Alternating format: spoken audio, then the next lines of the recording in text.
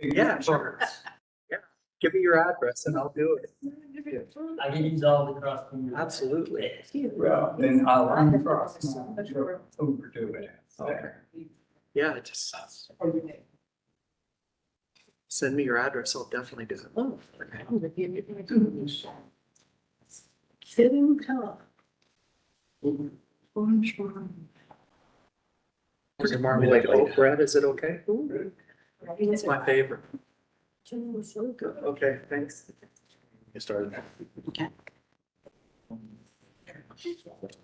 This is the call to order. This is the German Village Commission hearing. Today is August 5th, 2026. It is 4:04 p.m. We're here at 111 North Front Street, second floor, room 204. The next business meeting will be Wednesday, August 19th, 2026 at 12 noon here at 111 North Front Street, third floor, room 313. The next hearing will be back here in this room Wednesday, September 2nd, 2026 at 4 p.m., 111 North Front Street, second floor, room 204. Go ahead and swear in staff. Do you swear to tell the truth, the whole truth, and the truth? Your name? Thank you. Your name? Thank you very much. Commissioners present, starting on my left. Anthony Hartke, Chair. Cynthia Hunt. And we'll move on to public forum. I believe we have some representatives for the zone in here today.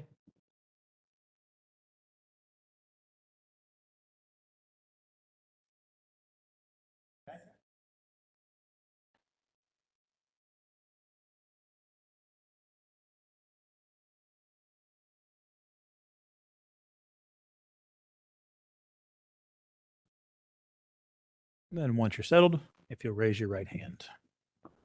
Swear to tell the truth, whole truth, and the truth. Yes, I do. And your name? Louis Taba. Thank you. Floor is yours. All right. Well, thank you for having me here today. I'm Louis Taba. I'm the Zone In project manager. Zone In is the city's first comprehensive zoning update in over 70 years. German Village did see some of Zone In Phase 1 in 2024 when it was adopted by council. What we're trying to do in phase, what we're trying to do is bring economic and housing opportunity to all people, all community members of Columbus. Phase 1 was 4% of the city. Phase 2 is about 40% of the city. When all that is done, we will have about 44% of the city rezoned. I did want to bring up here the Phase 2 priorities, what we're trying to do. We are trying to leverage additional corridors to create additional housing. We're trying to grow the local economy to support neighborhood investment. We're trying to connect housing, jobs, and transportation. And we're trying to promote high quality development throughout the city. The way that we're doing that is we looked at, and I apologize, here's the timeline. So in summer of 2024, Phase 1 of Zone In was adopted. It was 4% of the city, 140 miles of corridors, 12,000 parcels. It was all about creating housing. We need more housing units. Let's put them on the corridors. Phase 2 of Zone In, it's economic and housing opportunities. So what we're trying to do, it's about housing, but it's also about modernizing our industrial, our manufacturing, our commercial properties, our institutional properties as well. So it has another element to it. In the winter, in January of this year, City Council adopted the Columbus Growth Strategy. It was the city's first citywide land use plan. And it established 3 buckets of recommended land use: mixed use, industrial warehouse, and business and institutional campuses. We took all of our secondary corridors that weren't included in Phase 1. We put them in mixed use. We looked at some of our employment hubs such as Easton, Polaris. Those are receiving a mixed use zoning district. Industrial warehouse, we looked at all of the manufacturing we have and we put it in the industrial and warehouse bucket. And then business and institutional campuses, those are your Ohio State universities, your Nationwide Children's Hospitals, your Chase Bank up at Polaris, your Bath and Body Works over in Easton. these large employment centers that are on very large pieces of property for our campuses. And then that's where we've put a lot of our office uses as well. Okay, click back on the slides. You did a thing. There you go. Thank you. And this resulted in the Columbus Land Use Plan. So as I indicated.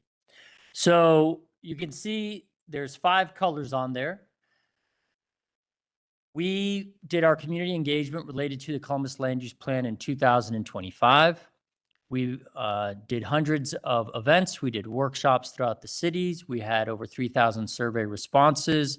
And we made over 19,000 changes to this map based off of community input. So it was largely a lot of community input went into creating this map. What you can see there, it's kind of hard to see, but everything in that kind of dark blue is industrial and warehouse. There's still a lot of industrial and warehouse in the city, but we did reduce it by about 10%. A lot of what you see on the south side there's very large legacy and sometimes still functioning quarries. So it does make it look like there's more industrial.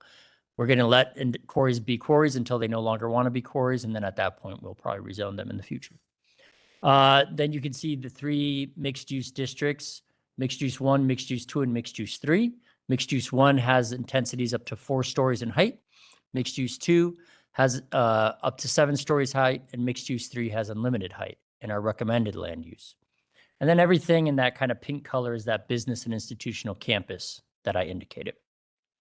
This is a significant step for the city of Columbus because it's the first time that someone can look at a map of Columbus and see where we are prioritizing industrial and warehouse development, where we are prioritizing mixed use development, and where we are prioritizing our businesses and institutions. And we can then use this map to do capital improvements, to do some sort of more holistic planning than the way things are done right now. So where we are right now is we've been working with our consultant in moving from the growth strategy over to the zoning districts. So where we have mixed use on our growth strategy, we're going to start assigning, there's 4 different mixed use 1 zoning districts that we can put in place.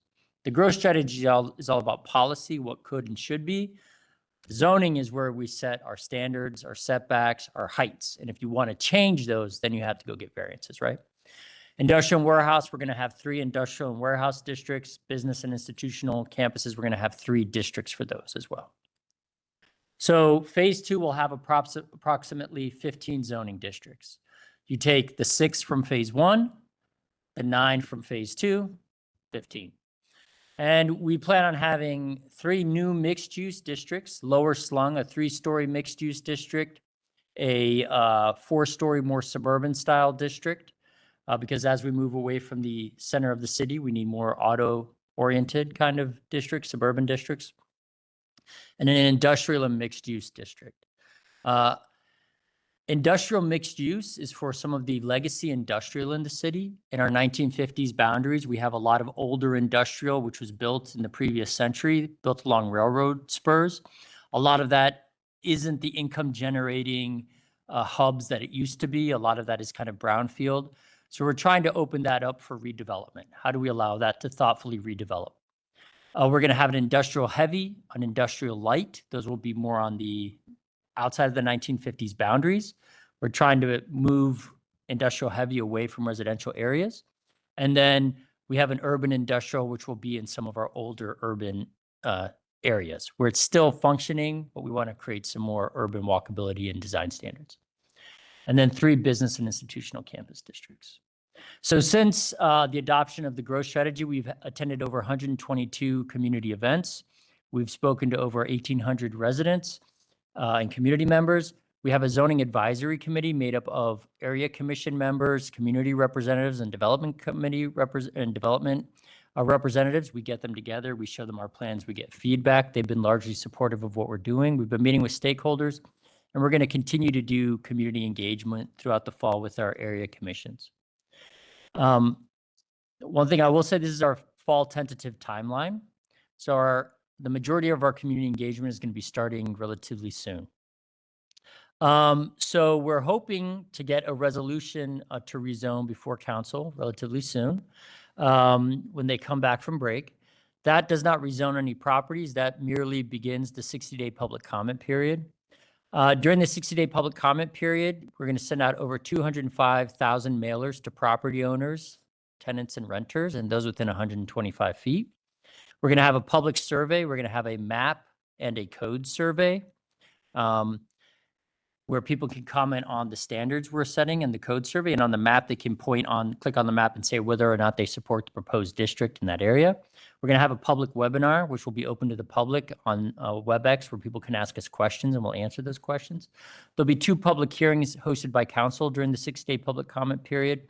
We'll have area commission and community events at the gallery. The gallery will be at 141 North Front Street, like it was last time, where we will run people through the whole process. What is the growth strategy? Why do we need zoning? What are the zoning districts? Very holistic about the whole plan. And then after the end of the public comment period, the gallery will close. We'll look at all feedback we've received and see if there's any necessary changes to the map or to the zoning code. So that's our plan moving forward. I wanted to give you a briefing on where we are, so you have an update, and for the community. Do you have any questions for me? Commission, any comments or questions? Not right now, but I'm sure we will. Appreciate it. Okay, Looking thank you forward very to the much. map.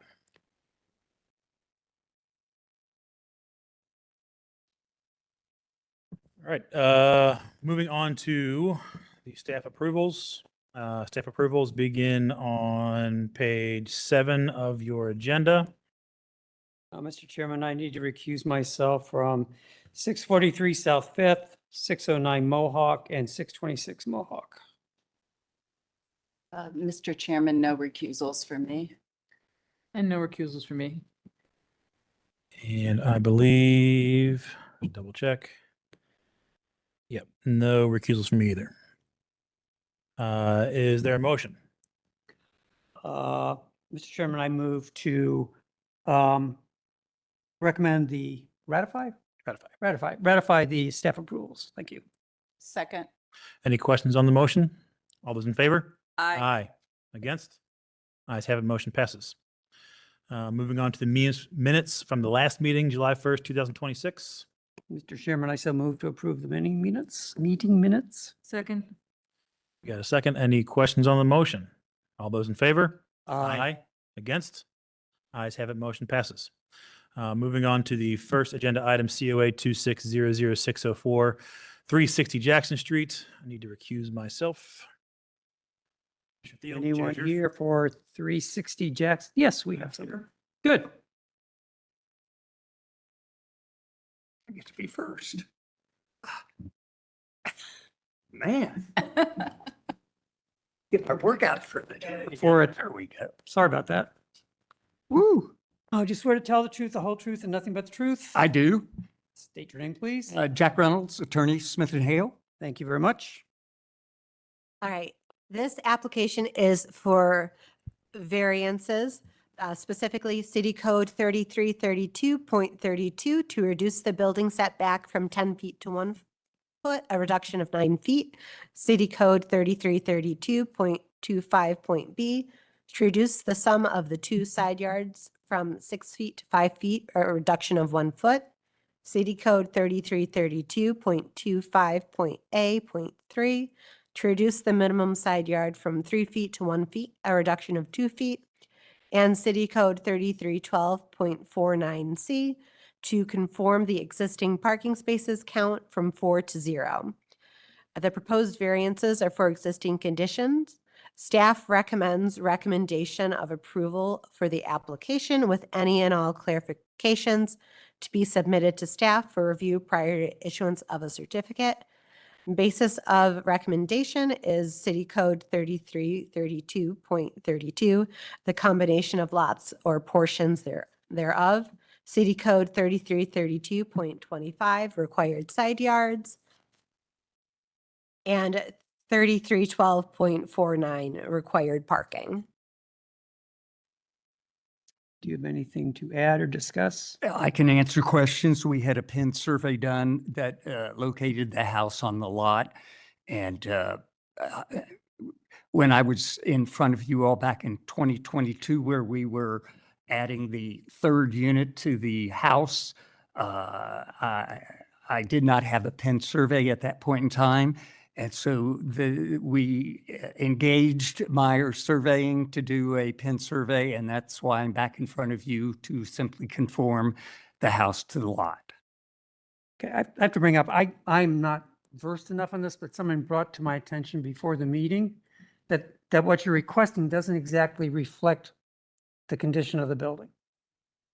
And that the side yards are not exactly the same that you're requesting, specifically 25.B and 25A.3. I have not looked at this yet, so I don't know. Is this something we need an updated site plan for? Or is it the requested Is the request might, variance? the specifics of the request may not be correct. Okay. I think the site plan is probably right. You just had it. Do you know what's wrong with it? It's different dimensions. Different dimensions. Hmm. It was briefly said to me and it doesn't exactly. 0.8 and 3.1? Yeah. Yeah. Let's see, hang on one second. I have not looked at this, so I can't. 6 to 5. I can go. More reduction. Yeah. Needed.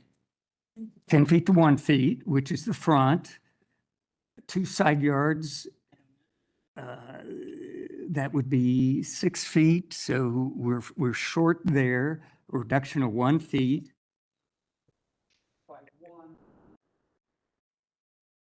Point one. 1/10 of a foot Right. on the side yards. Yeah, Minimum side yard from 3 to 1 foot, you already got 3 over here. correct. Yes, That's the question. Should it not be 6 foot to 5.9?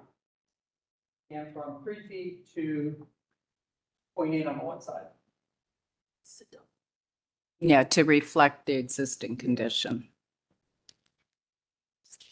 we can certainly make that accommodation. I think that given this, how do you want to say it, the cushion, we were just giving a little bit of a cushion there, but if you want it exact. Yes, that is correct. If you're all right, we'll modify this. Yep. That'd be fine. I have a question. Is there a plan for the property that, in the sort of next couple of years that you would like to acquaint us with to understand? No, if the problem that a lot of folks don't understand with these older areas is that, say the house, if it were to burn down, you'd not be able to build it back without going through a variance process. And so what we've done with Mr. Willoughby's properties is simply give him the not the flexibility, alleviate some of the concerns by going ahead and getting the variances for his homes so that he does not have to go back through a variance process if there were ever to be any damage to the house. Okay, but it's not a plan that we're going to add a bunch of stuff. No, All no, right, thank you. no. Honestly, all of us should be doing that. Yeah. Yeah, I said, if anybody was smart, they'd go through because a lot of banks don't lend if there isn't some assurity that you can build the house back. And so I don't think a lot of people are aware in these smaller communities without the right setbacks, et cetera. So yes, if we need to make an So adjustment, if we could change 25.B from 6 foot to 5.9, minor, but there it is. And then 25.A3 from 3 foot to 2.8. And the other side is good. we can make both of those adjustments. Thank you very much. I appreciate it. Yes. Do I have a motion? Mr. Chairman, I move to approve, given that the request for variance is to bring the existing property into conformance and to reflect the newly pinned survey, which alters Do we have a second? Okay. Second. I've got a question for staff. The bylaws say we have to have 4 positive votes. There's only 3 of us here now. Yes. And every other commission, it is quorum, Here it is, the 4 votes. Quorum. Yes. but it has to be 4 votes by the bylaws. I don't have a good answer for you. Yeah. Bylaws, Article 6, Section 2. No, I'm familiar with it. I just, I think we're going to have to continue until we have quorum then. I am so sorry. I will go sit back here and we'll see if somebody shows up. Well, unfortunately, I think this is who's in attendance. And since we've got one person who's recused that Has wasn't even thinking about it. messed up the balance. One waiting name tag. Are you Yeah. thinking she's not coming? Not coming? I don't, if she is not here already, I don't believe so. I didn't receive an email, which I was hoping. All right. That's a hopeful sign. Yes, it was a hopeful sign. Right. Are there any other items that we are going to have a problem with in recusal situations then? Yeah, Yeah. but we might be able to offer comments because we might not want to approve all of them. I suspect if, when you come back, it'll be Well, forma. Why don't we table it? Yeah. We'll continue. And, I mean, the house is not going to go anyplace in that Yeah. period of time. I'm sorry you had to make the trip down here, but we didn't know. Thank you, Ned. So to continue, Yes, which is not an approval, yes. we can do a motion to continue. Motion to continue to September. I think that would be the Yes. easiest. So moved. Second. All those in favor, aye. Say aye. Aye. Your applications continue to September. Thank you. I'm so I'll be sorry. back. I'm so sorry.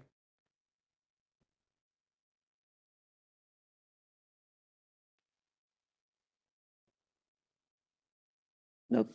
Chairman Harkey is returned.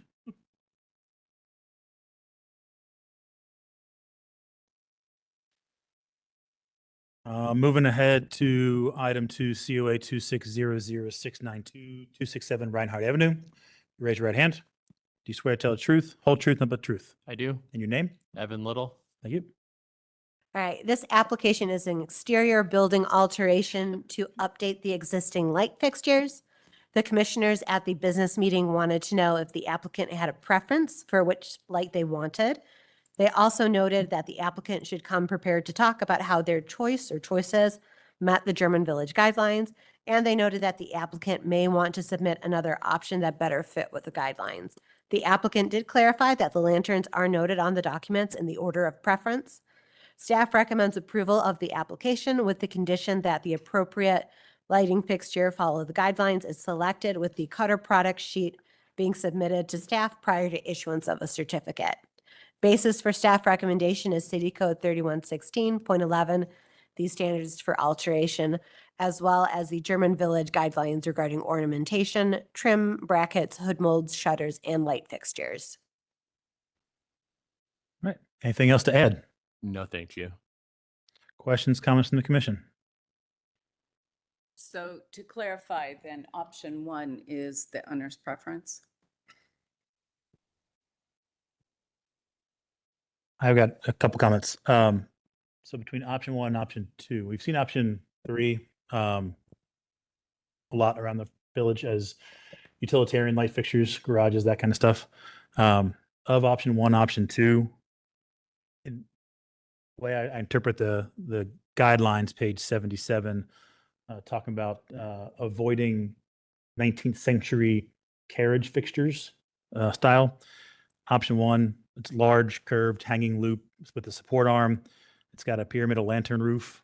It's got seated glass, tapered enclosure, suspended lantern silhouette, and it's described in the manufacturer information as inspired by a traditional European lantern.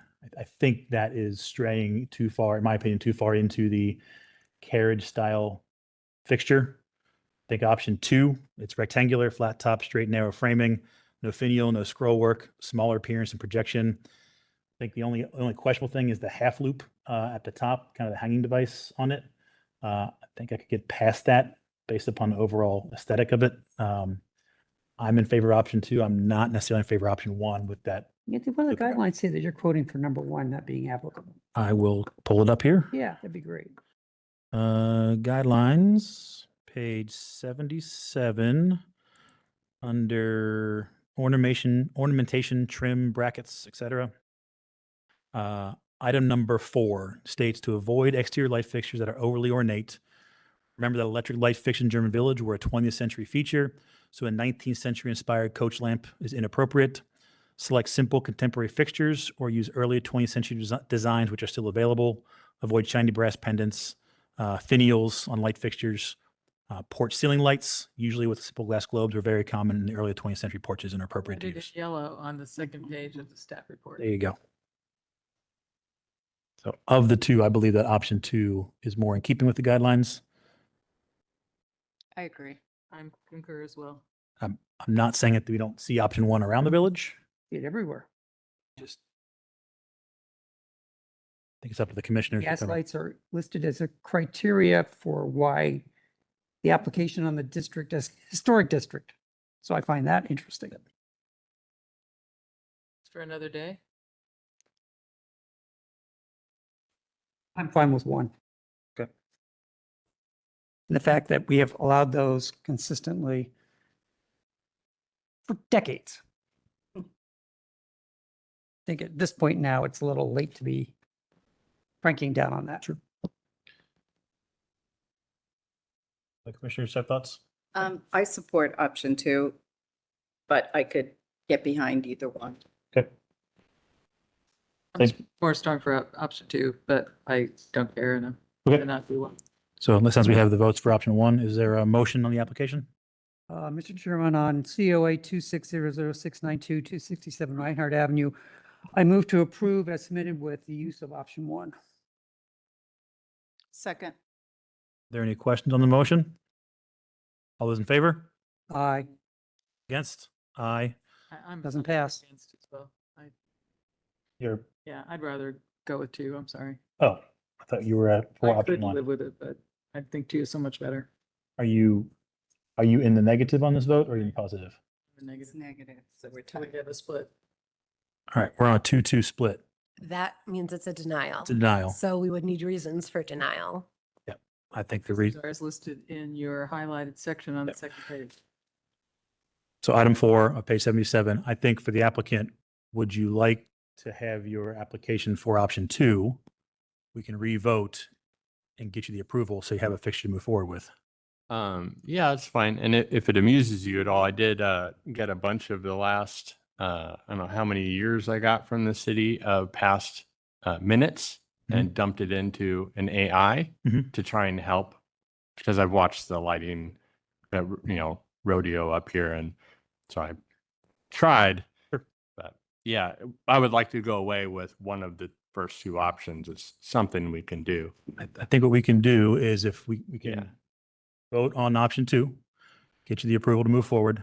If you want to come back on appeal great. on option 1, Yes. bring please. that information, bring that information you have with you, and we can take that into consideration on rehearing. If we pass 2, you have nothing to appeal. Understood. Okay, They can appeal the first denial. but we've moved on to 2. Correct. Mr. Chairman, on item 2, CO 2600692, 267 Reinhardt Avenue, I move to approve as submitted for option 2. Second. Any questions on the motion? All those in favor? Aye. Against? Ayes have it, motion passes. Thank you. Thank you. Apologies for the shift. On to item number 3, COA 2600572 has been moved to staff approval. On to item number 4, COA 2600554, 898 South 3rd Street.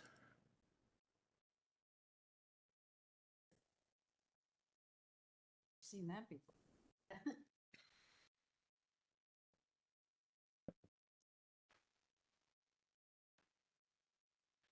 Once you're settled, raise your right hands. Do you swear to tell the truth, the whole truth, nothing but the truth? I do. All right. And your name? Julie Bullock. Thank you. Sue Faber. Thank you. Steph? Right, this application is an exterior building alteration to replace the non-original door with a new 6-panel door and integrated transom, and adjust the window lintels location. This was added from the business meeting, but we had discussed it. Staff has included the commissioner comments from the previous hearing that this was at. The commissioners at the business meeting requested historic photos if they were available. The applicant has clarified that they don't have any historic photos. The commissioners also wanted some additional photos of the door lintel, specifically under the awning, if it was possible. Commissioners wanted to know if there was any interior evidence that the lintel had been moved. Additional pictures of the interior and under the awning have been added to the materials, and the commissioners noted that they needed to discuss if moving the lintels was appropriate. HBO staff has added a 1990s photos to the materials, which do not show a stone lintel directly above the door. The previous approval, COA 2600091, shows the window lintels lined up with the existing door lintel. Staff recommends approval with the condition that the new door and transom are installed as a separate unit and that the window lintels are kept at their historic height. Basis for staff recommendation is City Code 3116.11, these standards for alteration, as well as the German Village guidelines regarding entrances and doors. Anything else to add? Well, we apologize for the confusion, and I think some of it was on my part. So I apologize for that. I did I went back over and met with Sue and just measured all the openings to make sure I had everything correct. And it appeared, I'm just gonna say, when they did the wide windows with the transom, they basically moved them down about 3 courses. And in the field, what they did is, and I remember Sue saying this at the meeting, we talked about the historic height of the windows, so they matched that. But what I didn't realize is they had moved it up to do so. I thought that was my fault. So I Yeah. apologize. But I have clarified, it is 3 courses. It is matching the existing, and you can clearly see that on this picture, which I don't, yeah, right there. Yeah. You can clearly see at some point somebody lowered that door lintel, to just a weird height where there's brick in between the door and window. So we do feel most appropriate to raise it up, match the historic height of the windows that are now installed, and it would look like it's supposed to, basically. What year was that first photo from? That was the 1990. Oh, really? And I'm I sorry, mean, are I the lived windows? on that street. Oh, what? Are the windows at the historic site now? So at the right height? now? Yes, they are. Okay, all right. And I don't know. I was if you having guys saw- trouble following all of the. Yeah. Yeah, Right out. in the field, when the day came to cut the holes and start putting it together, we were very specific about restoring it to the height it would have been originally. And we had references around the corner of, that building to show exactly where it would be. And that's where we put it. So we thought that was all what had been approved.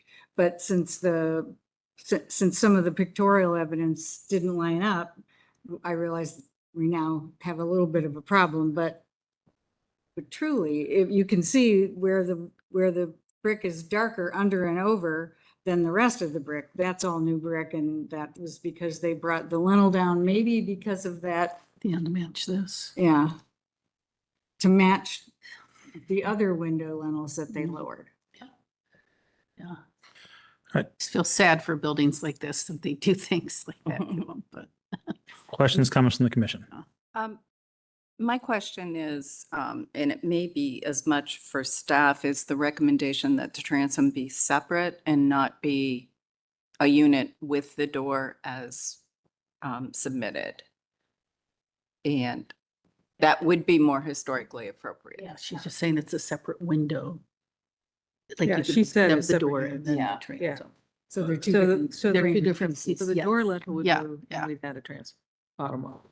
Yeah, but the one they submitted was Mhm. door. and Together, yeah, yeah. transom together. I just want to make sure net, Yeah, it was, the door Yeah. lintel moves and there's a new transom added, Mhm. and we leave the windows alone. That's what we're saying. Yeah. That's what being Yes. proposed. That makes sense to me. yeah, the windows, please, They're get to separated. stay where they are. Yeah, that was, yes. I will say that the additional information definitely helps. Thank you for that. Yes, definitely. Having took a walk around the building, I saw just exactly what you see of every other first floor window lintel is that height. You can actually see the side door. The lintel there is lower, but it looks like that door was added in or altered at some point in time. What that Yep. was. And it looks like from the brick patterning, there was a door on the right side, the south side of the front facade as well at some point that got removed and bricked in. So it all lines up pointing to that the windows are now at the correct lintel height and that the door most likely would be at that same height as well.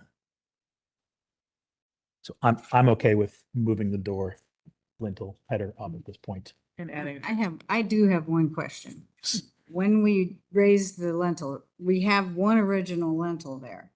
And we can raise that lintel. It's a little bit chipped and it's got holes drilled in it. We could also get, a limestone lintel. And I don't want to put a limestone lintel up there and then find out, oh, you should have kept the sandstone lintel. So is there a preference? Speak for myself, I believe that most likely it's the original lintel that got moved down. I think if it can be salvaged and put back up, I'd reuse the sandstone existing that's there. That's what I would do. recommend. If it's structurally unsound for some reason, different story. There's enough that's been done to it that I'm a little bit worried about whether it is structurally sound, but if it is, we're fine. And if it's not, is that a staff approval situation? Mhm.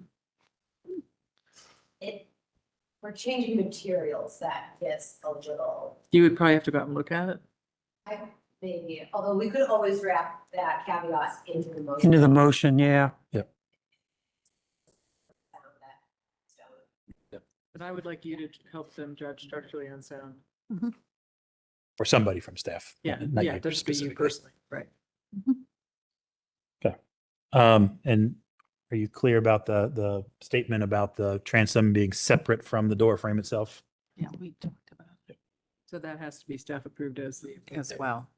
That, you got that one? I don't understand that. What do you mean by this transom separate from the door frame? Right now, that separation from the door to the transom in the application, Here? yep, that is unit. one unit. There's really no horizontal projection of that divider. But it is a divider. Well, there Yeah. is a horizontal divider. It's still continuous around the frame. It's an issue of where that window sits in the frame. Does it sit in line with the door, It's parallel, it's lined up with the door. which is typically a transom in a door situation in German Village? Yeah. And they are one unit, even when they were Yeah. carpentry made in a shop historically. I've seen them. I am absolutely okay with this. Flush and there's no, I was under the impression that that horizontal bar between the transom and the door was not flush with the brick that's what I mold thought trim. too when I looked at this. I thought it was On back this one. towards the face of the door slab. We need We to- couldn't get them to give us any detail on the drawings, but it's my understanding that everything comes out to the same spot on the outside and on the inside is where. It's all in the same plane. Yeah. I think this is a better indication of it anyway. And that'll fit the new masonry opening. As long as that horizontal member between the door and the transom comes out to meet the face of the door, the I've brick seen mold some trim. that the door just I doesn't. tell you, my historic door does not have that. But yeah, well. It is because set it'll- back 2 inches at least. Yeah. it'll Not be- seen the any. transom is deep, but yeah. It's not as deep as the door frame. Mhm. But anyway, I'm okay with that. Okay. All right. Mr. Chairman, on item COA 2600554, 898 South Third Street, I move to approve as submitted with the caveat that if the existing lintel cannot be reused because of structural issues, they will get concurrence of staff approval and put in a new limestone lintel. I have an amendment, Okay. which is that I thought we just say we're going to keep the transom as a separate unit from the door. Is that no longer? That's not part of the motion, I'm sorry. It was discussed that the finding, The plane is okay, we're okay? And the outline is okay, we're okay? Is that what we're saying? Yep. Then do we need to be specific about that? Or does the sample show enough? The sample does not show enough. That's what I think too. Showed it. Is this something you might want to split elements of the application into different motions? What do you need to get to yes? I think we need a sample with a spec sheet that shows that that our constraints as we're describing them are met. Yeah. I'm not seeing it. So you need a cut section of the Yeah. door, basically. Which can be staff approval. I'm fine with Yeah. that. Okay. The final cut sheet to staff. Yep, final cut sheet to staff for approval. With the attributes that we talked about. And Kimberly, are you okay that you understand those attributes? So. Okay, awesome. Yeah, I understand. Thank you. I withdraw my motion.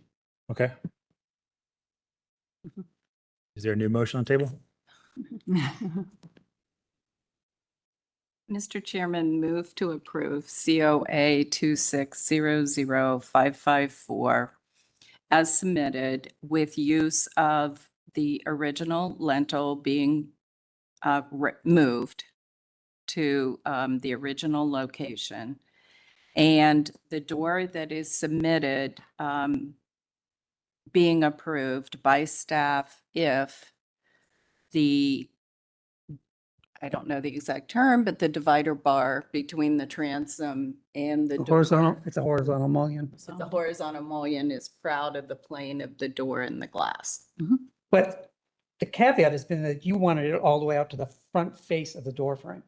I'm okay with being proud of the door and glass.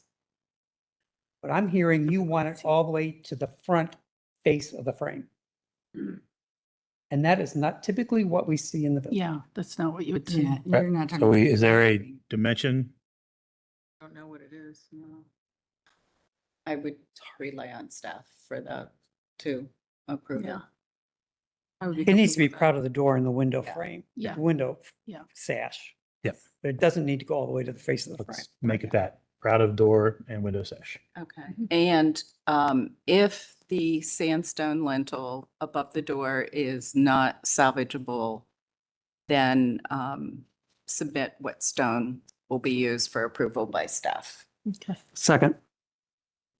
Question on that motion? Or is there second? We have a second. Question, no question. All those in favor? Aye. Against? Ayes have it. Motion passes. Right, Thank Thank you. you. Thank you, guys. Yeah. It's definitely helping. All right, moving on to item number 5, COA 2600322-247 East Livingston. You know how this folks are gonna go, but-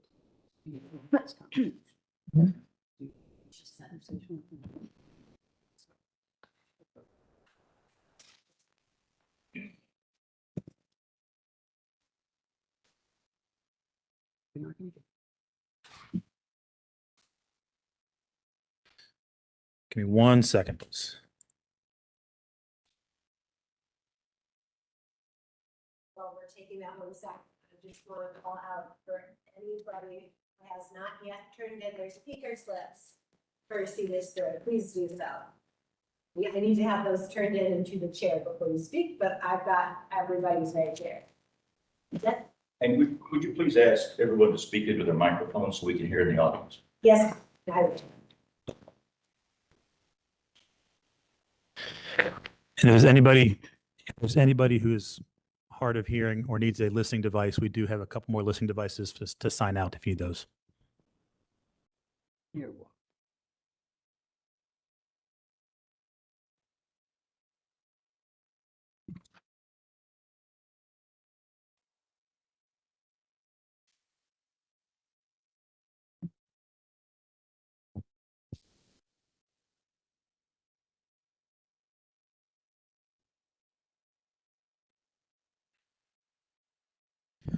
While he does that, may I ask a question? I noticed in the first application, I think that was what continued because there wasn't a quorum exactly. Yes, so the chair had to recuse himself. It's in the German Village bylaws that in order for a motion to pass, they have to have 4 voting members. Okay.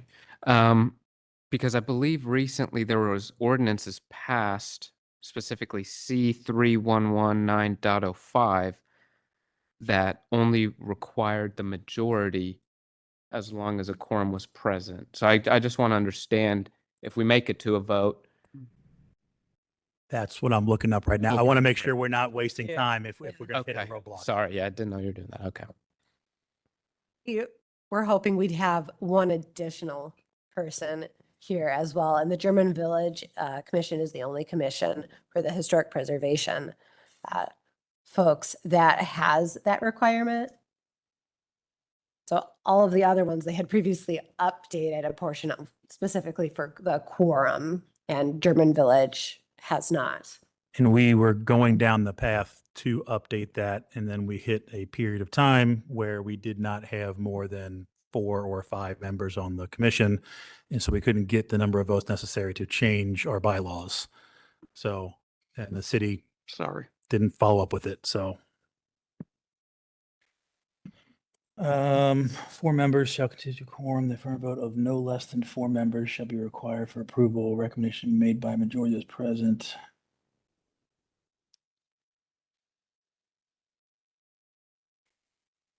So as it stands, as of the bylaw amendments, as of June 26 of 2018, were the last updates that we had, we require a affirmative vote of no less than 4 members. Okay, I spoke to someone way smarter than me on this matter just now, and they said there was an ordinance passed in 2025, ordinance 3314, that has an update to chapter C119.05. Let me take a peek. As much as I like hanging out with you guys every month. Get it, get it. What was that number again, you said? C3119.05 and 06 as well, potentially. 311.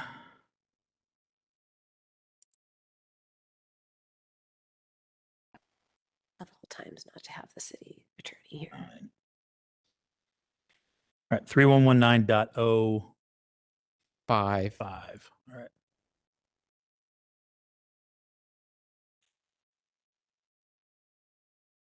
Duties.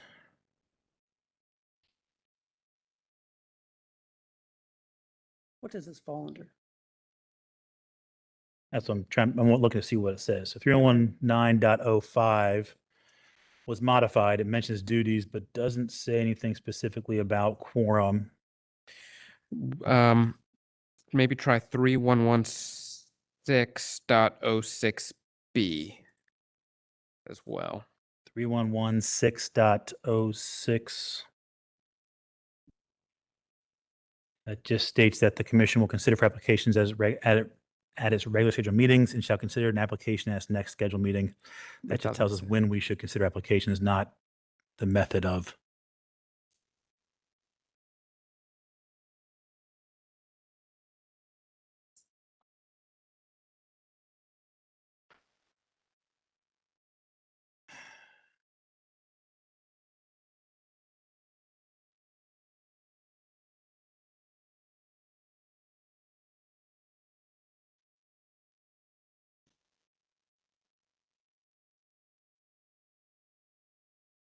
Yeah. I'm not finding anything that allows us to go. I want to get you to a resolution, but I don't think we can get a positive vote, period, if we don't have 4. And I know one of the 4 is from previous hearings is not for it. We can't get to 4. So for your purposes, you want to present what you have, we can look at it. We can take the vote, but we know where it's going to end up just because of one, or we got to continue because we can't take the vote. Or you want to table it. Well, it's a good question. So unfortunately, we have 2 members who couldn't make it this evening. Or a short one? Yeah. Well, so we could present, and if there's feedback, at least we're not, wasting a month to get that feedback. Okay. And if you are continued, you have the additional week to submit to. Okay. As opposed to, The deadline's tomorrow. okay. Okay. Well then, we worked hard on this. We might as well present and get the feedback. Few things I'd make note of that I was going to make note before we made a motion, but Nothing major, right? no, let's call it in. I'll make my couple statements if you guys want to present something, and then we'll wrap if we don't have any comments for you, and then go from there. Sound Okay. good? We also have the speaker slips. Yeah, speaker as well. Yeah. And for those who have speaker slips, if you do not want to speak, just tell us no, thank you when you call your name. There will be time to speak downstream. Next hearing. Yeah. All right. Apologies for situation. COA 2600322-247 East Livingston. Raise your right hands. Do you swear to tell the truth, whole truth, nothing but the truth? Yes. And your name? Thank you. Your name? Kareem Ammer. And for all the speakers, do you swear to tell the truth, whole truth, nothing but the truth? Yes. All right. We'll call your names when you come to the podium. Steph? All right, this application is a request for new construction, landscaping, as well as demolition. This application is specifically to demolish a two-story brick structure, retain and modify a two-story Italianate brick structure, retain current parking lot access at 245 East Livingston Avenue. The proposal will have 52 dwelling units. It will construct a mixed-use building facing East Livingston Avenue with a residential building facing East Blinkner Street. Buildings along East Livingston Avenue will blend stone and solid brick masonry on the first floor with materials such as durable composite siding and panels on the upper level. The third story, it will be set back from the first two. The building height will not exceed 36 feet, sorry. The building along East Blinkner Street will be set back from the right-of-way to accommodate landscaping and planting buffers. The style will be row housing with openings for parking. The second floor will be brick facades with other siding materials, and the third story set back. The staff reports include comments from the July 1st hearing, as well as the commissioner comments from the June 3rd hearing. Overall, HBO staff finds the design to be appropriate and that the design sensitivity treats the existing conditions on the parcel. Ultimately, the design meets the German Village Guidelines and City Code. Specifically, the German Village Guidelines emphasize that new construction should observe the overall rhythm of the building spacing on the block. New construction recommendation 4. Both the Livingston Avenue and Blinkner Alley elevations carefully consider the surrounding blocks and typical distribution of structures in the village. On Livingston, the applicant has designed appropriate infill structures around the existing historic and non-historic structures with minimal alteration. The mix of appearances matches the typical development along Livingston Avenue with both residential and more commercial styles of structures. Excuse me. On Blinkner, the applicant has limited the number of roof pitches and building facades to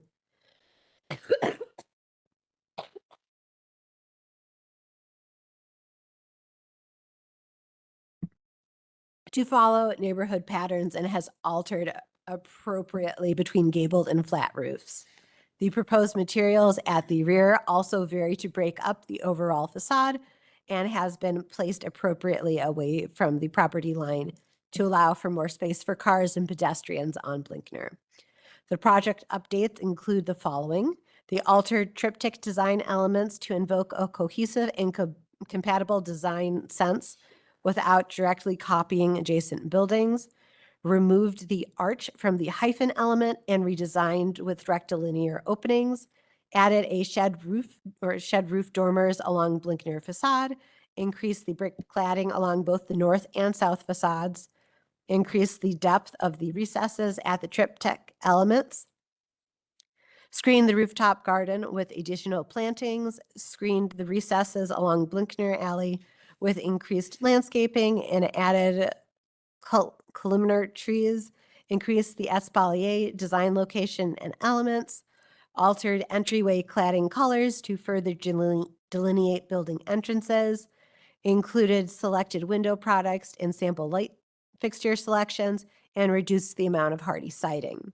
Staff recommends approval of the application with any and all clarifications submitted to HBO staff for review prior to issuance of a certificate. Basis for staff recommendation is City Code 34, the Title 34 of the zoning code, City Code 3116.12, these standards for new construction, as well as City Code 3116.13, these standards for site improvement, City Code 3116.14, these standards for demolition, as well as the German Village Guidelines on new construction and German Village Guidelines, new construction materials. All right. Anything else to add? Great. I might have you go to sheet A2, where we've summarized really the comments. I was listening to the last hearing this morning, and it really feels like we've dwindled them down to a handful of areas. I think over the past few hearings, we've got quite a bit of good momentum and constructive feedback, and just the way we converse. So we're appreciative of the commissioner's feedback.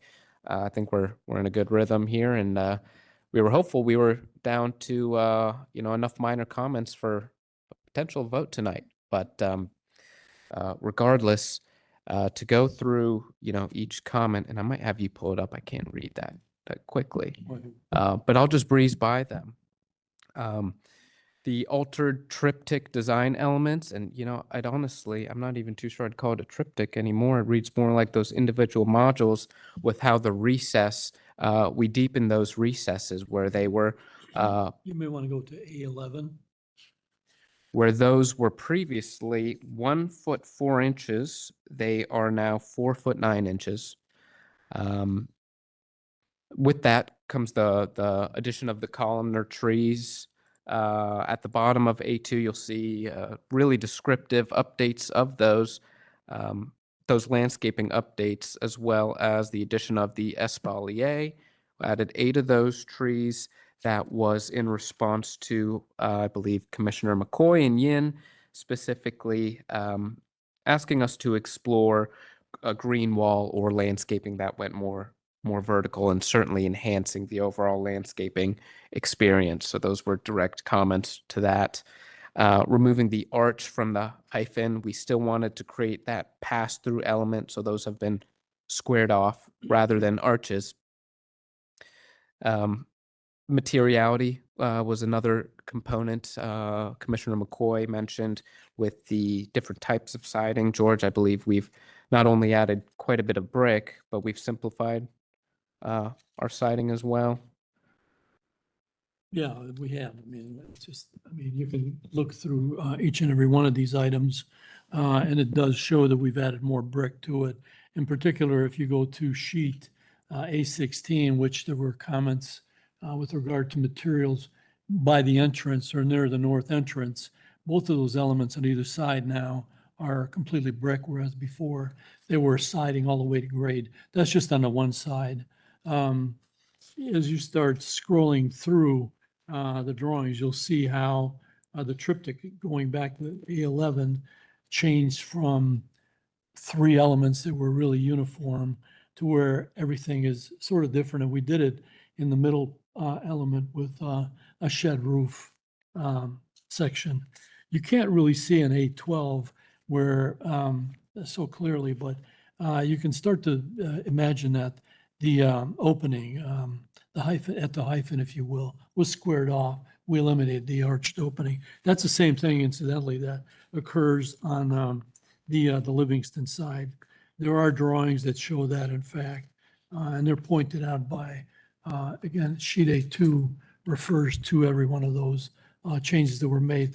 The realm landscape design issues, the screening, the rooftop garden, the recess along Blankner, the espalier, those are all shown on different sheets as referenced by, again, sheet A2. Rather than, it's sort of difficult really to flip through every page to point to every page that indicates where we made the change, but they're clearly referenced. And one of the comments that was made by Commissioner McCoy was a reference to, again, I think Kareem mentioned it already, for greater depth in the recesses. They were all 16 inches before, now they're anywhere from 2 feet 4 inches to 4 feet 9 inches. And what we did to accommodate that, we pushed the recesses all the way back to the edge of the interior parking. We couldn't go any further because we'd encroach on the parking, but we pushed it as far into the building as we could in every instance to avoid the parking. So with that, we reduced again, I think, the changes that were made, and everything was changed to reduce the hardening in favor of brick. We have appended material samples that we submitted, window samples. And that's really about this. That's really about it. I don't know what more we can address. I mean, it's all been taken care of. In fact, sheet A7, if you want to open to that, that is the sheet where you can see the opening, where it was an arched opening before at the middle section that is now just squared off.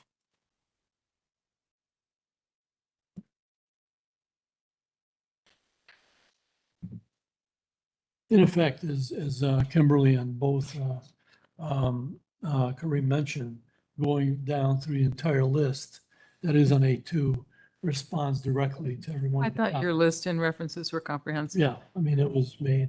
And again, my apology, because it's a little confusing in the sense that it lists all the sheets that are attached to each one of the comments, I thought that was really helpful. Thank you. but they're all back here. Let's go ahead and have the speaker slips, and then we'll open up to the commission for any questions, feedback. So as we said, everybody's been sworn in. When you come to the podium, if you'll give your name and staff, we have a 3-minute timer for the screen. So staff will do a 3-minute timer. Please keep your comments to 3 minutes. And remember, stated before, we can't actually take a affirmative vote at this hearing due to current makeup of the quorum. So there will be chances in the future to speak as well. First speaker is Brad Bushman. You'll state your name. My name is Brad Bushman. My name is Brad Bushman. I live at 245 Jackson Street, which is about a block away from the construction site. I have a PhD in social psychology and have even written a social psychology textbook. I'm a professor at The Ohio State University. The developers continue to use social influence weapons on the Historic Commission to push through this construction project. I will be sure to use these tactics in my classes and in my textbook as examples. Last time I testified, I discussed how the developers used the door in the face technique. They began with an extreme request that was certain to be rejected, a 4-story building, and then retreated to a smaller request, a 3-story building, disguised it to be a concession. They wanted the Historic Commission to reciprocate their concession by approving the project. They have now shifted to another weapon of social influence called the lowball technique. In the lowball technique, the influencer obtains a commitment from the person and then reveals the hidden costs of the request. This technique is based on the consistency principle. When we make a commitment, we experience internal and external pressure to behave consistently with that commitment. The developers consistently remind the commission that they were previously in favor of the proposal, and they should therefore follow through on that commitment, even though there are hidden costs associated with the commitment, such as we can't break up the building, we can't go lower than 3/4. Commissioners, you should not feel pressure to behave consistently with the commitment that you were tricked into making. I once asked this Historic Commission if we could paint our ugly olive green shutters black. I filled out all the paperwork. I attended the meeting. They told me that old photos of our house revealed that our house didn't originally have shutters and that we should take those off, which we did. If it's not okay for the Historic Commission to allow a homeowner to paint their shutters black, it should not be okay for the Historic Commission to allow the this construction project to go through. It violates the norms of the German Village Society buildings. It's too large, too tall, and the developers can build it somewhere else, but not in our historic neighborhood. Thank you. Thank you. Michelle Goodman. Michelle. All right. Paul Burke.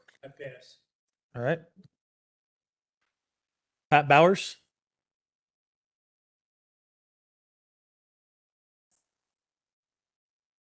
Pat Bowers, and thank you for allowing me to speak.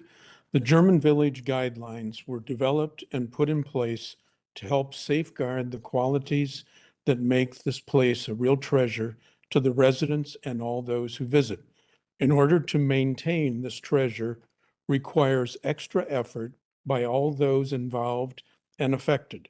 The commissioners have a responsibility to look to the guidelines as they review projects in order to be consistent and maintain the quality of life. It is not a cookie cutter process, but one that is always evolving. If the applicant for a project is familiar with the guidelines and follows them, they can expect to have little difficulty in gaining approval. However, when the applicant does not, all they can and should expect is lack of approval. A project needs to be compatible with its surroundings. This project does not meet the guidelines for massing, material, or detail.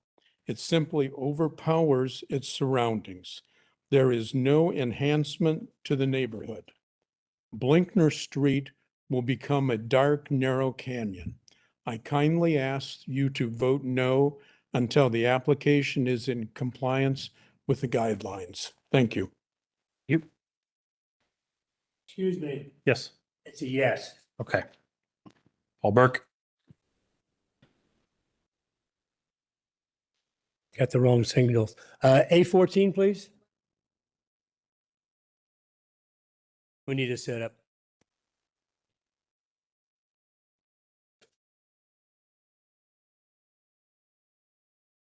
We want to give you some idea of what 10, 11 feet is in the alley, where residents would be and where the project begins.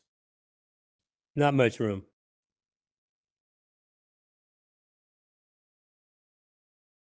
Where's, oh, okay, it's over there.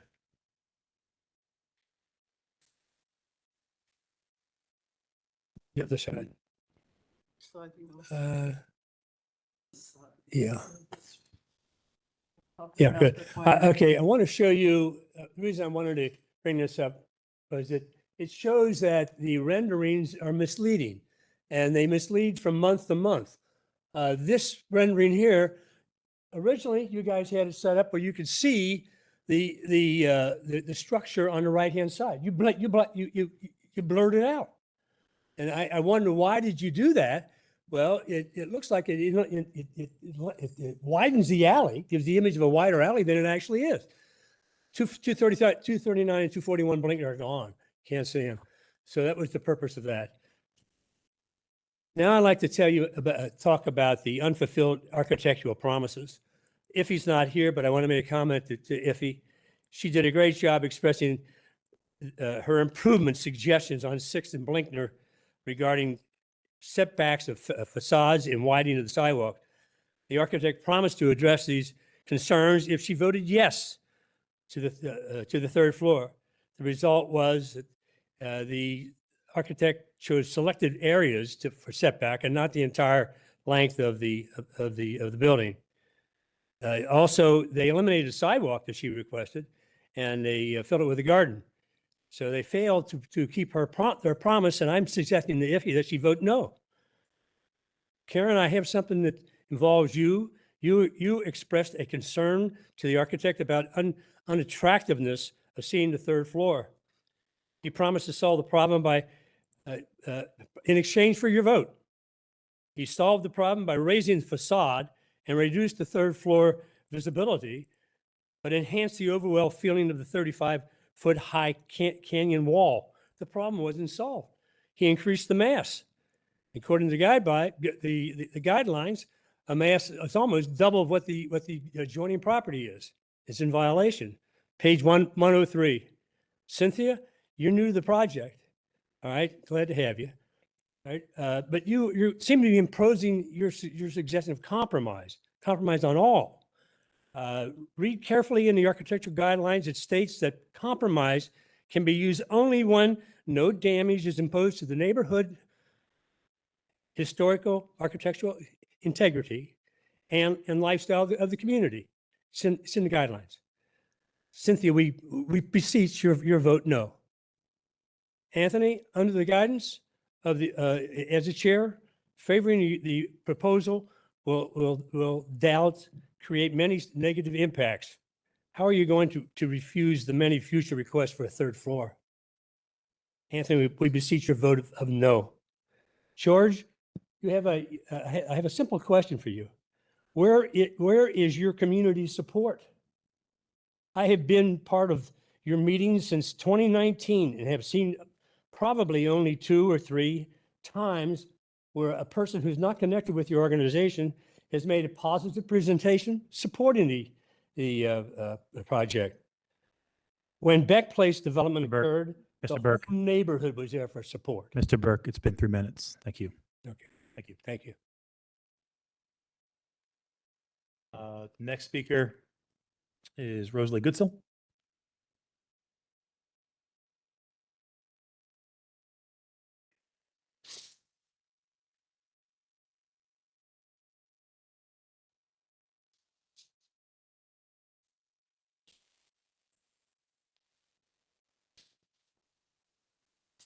My name is Rosalie Goodsell.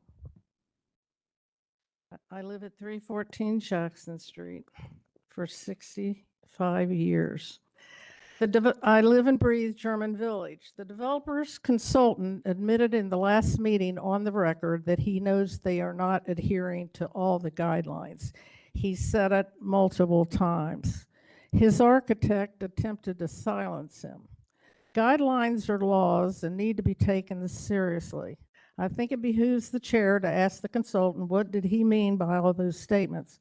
By these statements alone, should the project be disqualified? Also, the consultant to continue, also for the consultant to continue to say that the German Village community is not supportive of multifamily development is simply not true. Many large German Village developments began as apartments such as Dortcham, Waldheim, and Schmidhoff. All are right-sized and mass scale and compatible with their respective streetscapes. They provide adequate assigned parking and no negative impacts. The developer says he is supportive of the German Village community. Supportive is not taking one's grievances to the media and upsetting an anti-preservationist council member. Commissioners have also been told that the plan is largely driven by the surrounding neighbors and community support, which is contradictory by all the many opposing presentations here. Where's the developer's support? Developer was denied a COA in 2019 for refusing recommendations to break up the mass and hide into separate apparent buildings. How would you like this mass in your front yard? Why are we even here? The Blingner facades don't qualify as separate either because you largely haven't complied with IFE's recommendation to set most of them back. Almost 100% of the facades remain the same as before. What also happened to IFE's recommendation to widen sidewalks on Blinkner? The developer and his consultant told neighbors and myself they would consider a usable pedestrian sidewalk from Dixon to 6th. Instead, the so-called walks became planting beds with narrow brick paths unusable for even one pedestrian. The plants will not survive the fumes and salt from the vehicular traffic. Pedestrians will no longer be able to use the 10-foot wide alley with all the infilling. We lose the ability to walk 2 blocks from Dixon to 6. Blinkner is now only useful for one-way vehicular traffic. Homeless people often reside on the premises. The parking building will be their haven, putting tenants and neighbors at risk. Is there any concern by the commissioners for neighbors, pedestrians, and first responders' safety on Blinkner? The developer compares his plan to Beck Place. Beck Place is 2 stories, not 3, all with 2-car garages. Beck has many pathways, generous green spaces, many breaks with deep entries and much open common spaces. It's gated with separate ingress and egress. What's the comparison? There is none. The whole exhaustive process feels like Ms. it's being Goodsell. one compromise after another by taking advantage of the word should. Rosalie. The intent of the guidelines is the shoulds are really shalls because the shoulds have been codified. Thank you. Thank you. Speaker, John Clark.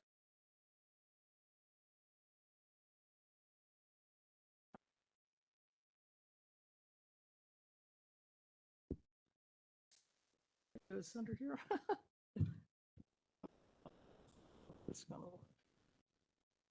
We have a podium problem here. Podium's falling apart. Whoa.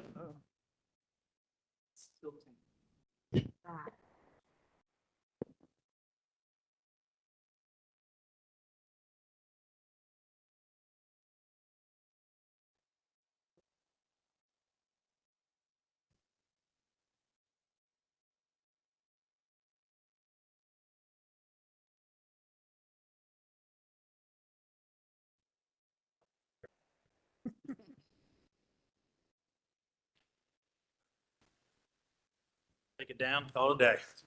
Stick it. Go.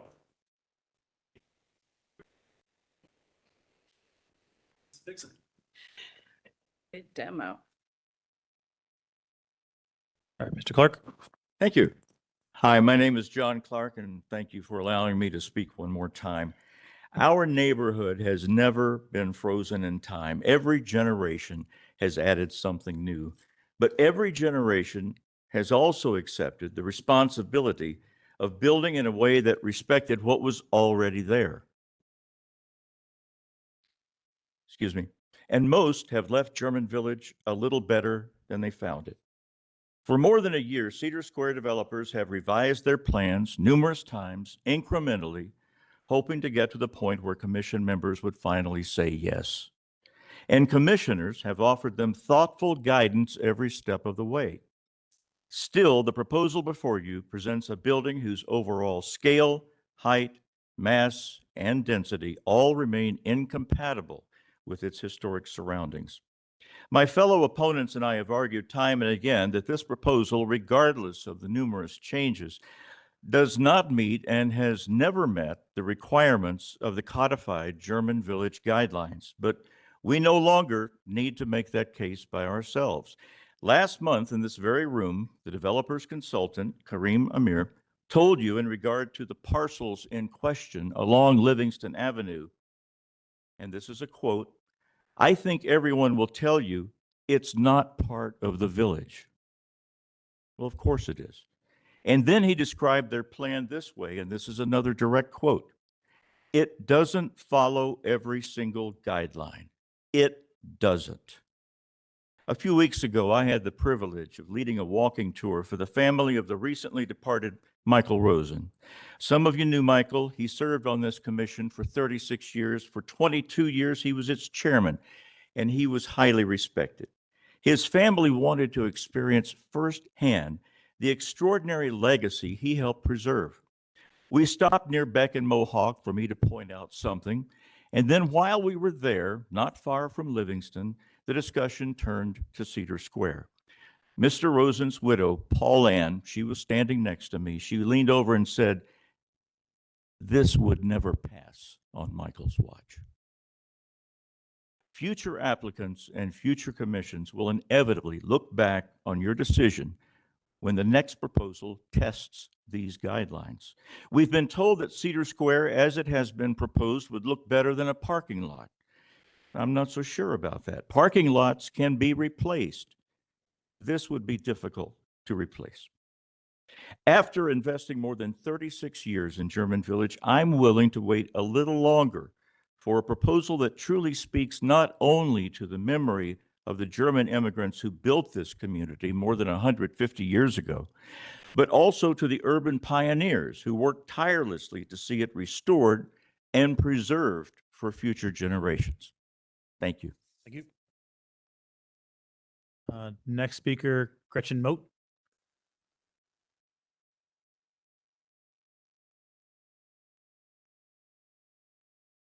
Thank you. I'm Gretchen Moat. At the last meeting of this commission on July 1st, the developer, Mr. Ammer, mockingly noted the comments of a German Village resident in disparaging tones. I am that German Village resident who made those comments, and I was shocked that my well-meaning conversation was grossly misinterpreted. As a longtime German Village resident, I know the guidelines and I know the code and the articles which Chairman Hartke has cited correctly.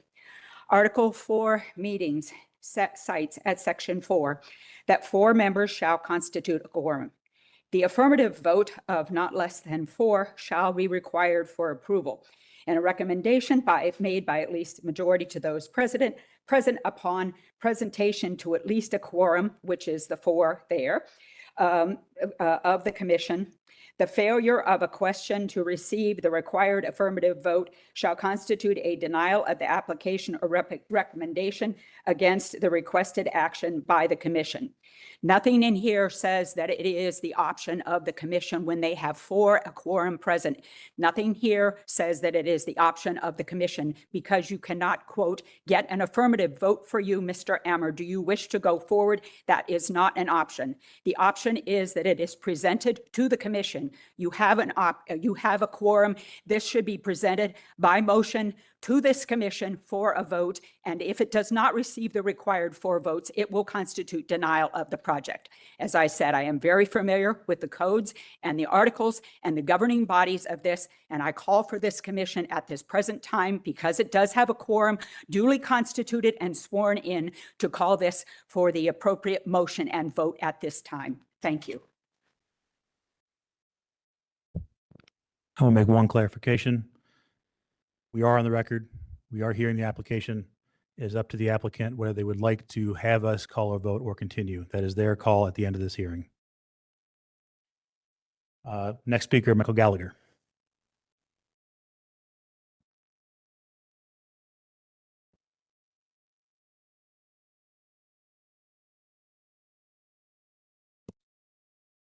Mike Gallagher, 12-year resident, German Village, 808 Yeager Street. Good evening, commissioners, and thank you for this opportunity to speak. My comments tonight are not simply about Cedar Square proposal. My concern is the precedent this decision may establish and what it could mean for the long-term preservation of German Village.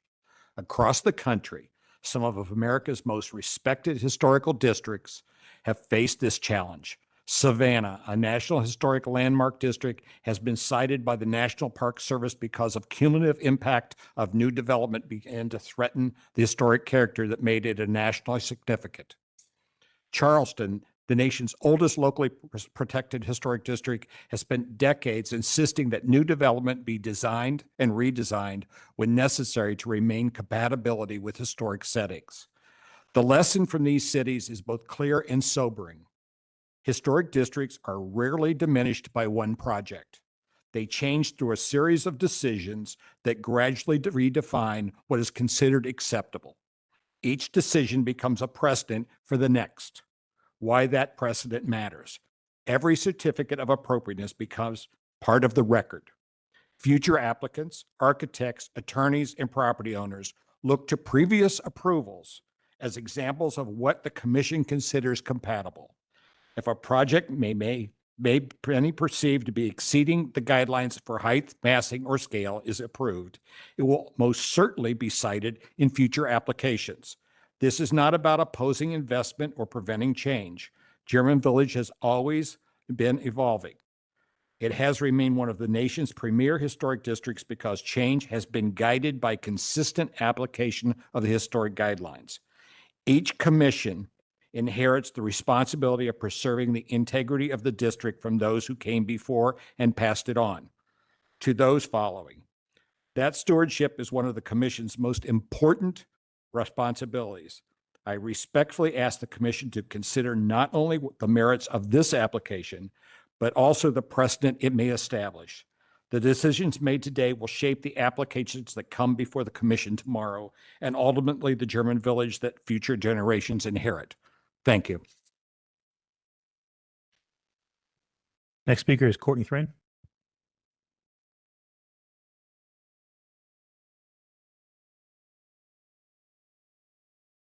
All right. Good evening, Courtney Thrain, Executive Director, German Village Society. All right. On behalf of the German Village Society Board of Trustees, I want to fully reiterate the Society's collective support for the Commission's collective ability to review and adjudicate applications, including this one for Cedar Square. To add perspective to media reports, this applicant appeared before the Commission several times in 2025 in the conceptual review phase, where the applicant would not receive any action or vote from the Commission. The applicant first came for a decision for vote in May of 2026 with its new, more current design, and then again in June and July and here today. So the applicant has only sought a vote or decision for a few months this year, a much shorter time frame than has been clarified by the media, and a timeline on par with comparative projects in non-historic districts. Second, the village's population is inclusive with 42% renters. The Commission has worked with past applicants to steadily increase the village's population and thereby its density. From 2010 to 2020, the population grew nearly 11%. In 2020, German Village boasted over 2,100 housing units, a 6% jump from 2010. Our population density now exceeds 9,400 people per square mile. Last, the 11-county Central Ohio region is stepping up to build housing. Downtown Columbus, Inc. reported that downtown had over 1,000 units that were not occupied as of December 2025. The city has been doing a masterful planning job encouraging housing development downtown, so much so that it's wisely ahead of projected demand. The hottest renter markets are along I-270 to the north, along with the adjacent counties. Downtown Columbus, which borders the village, appears to be the softest local renters market, and we know community leaders are working tirelessly to make downtown an exciting, attractive place to live. The bottom line is that this commission can and should take its time to thoroughly review and assess applications through meaningful, collaborative conversations with each and every applicant. If you actively listen, you'll hear commissioners working tirelessly to help applicants achieve their goals while aligning with the German Village guidelines. The past growth of German Village is a testament to our proven, time-tested Historic District Commission model that was smartly established by the City of Columbus and its incredible leaders. Thank you. Next speaker, got two more. Heidi Herenza.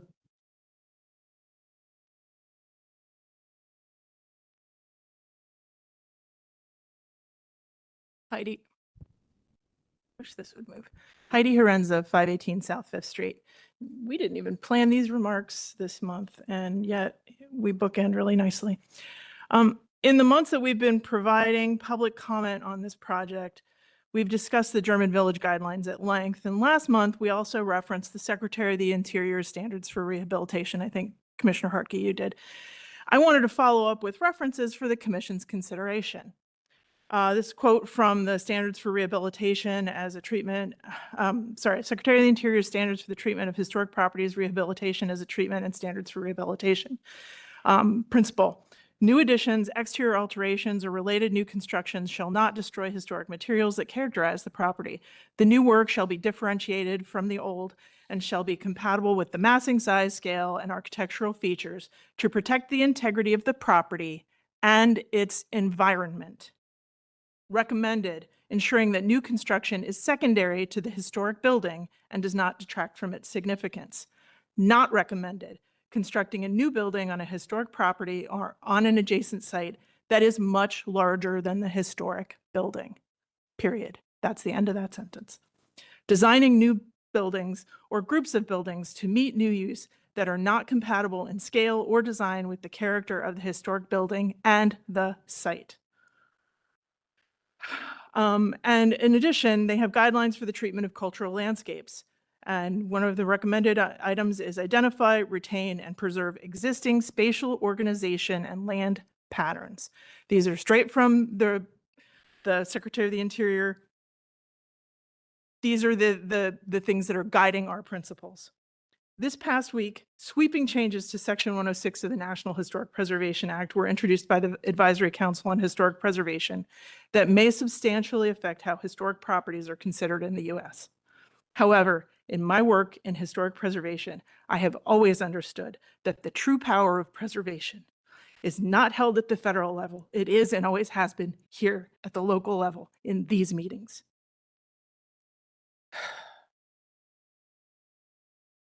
The local preservation districts and local preservation commissions have far greater power to influence the overall preservation of a location than on the national level. German Village is the first historic district in Columbus and one of the earliest in the nation. The landscape we preserve here is incredible. There are few places in this country that have this level of overall preservation of architecture, of streets, of spatial relationships. These spatial relationships are particularly critical to the overall function of this neighborhood. The individual lots with high density create a particular and unique quality of neighborliness that defines this historic place. The building's access to the street with doors on the street and alleys that are actually used make the neighborhood different. We interact, and we do that because of the spatial characteristics of the neighborhood. That's fine. This is the end of my TED Talk. Thanks. Thank you. And the last speaker we have Mike Evans. Thank you. And just circling back, was there Michelle Goodman? Last call for Michelle. Okay. Those are the speakers. Commissioners, questions, comments, feedback to the applicant.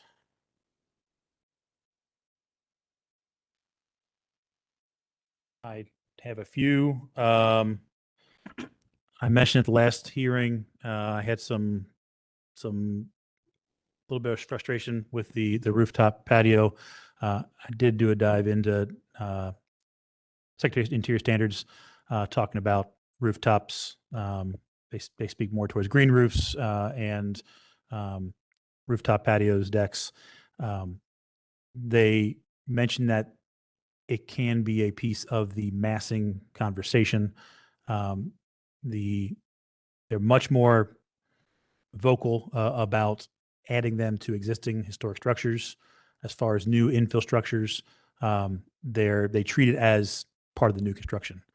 So my question for the applicant is to make it as visually non-impactful as possible. I do see that you pushed it back from Blankner. My question is on Dixon Alley, is there a way to push it away from Dixon so it's more centered towards the roof versus being up on the facade? That'll help it push back and disappear. It's a minor piece of the fourth floor, but again, that was our biggest complaint was the fourth floor. So anything you can do to get that pushed back away would be a benefit to your application. I do want to make a comment. The width of Blankner has come up several times from the public speakers. I do want to point out for everybody in attendance that the applicant is not encroaching onto the public way. The public alley is set at the width that it is set.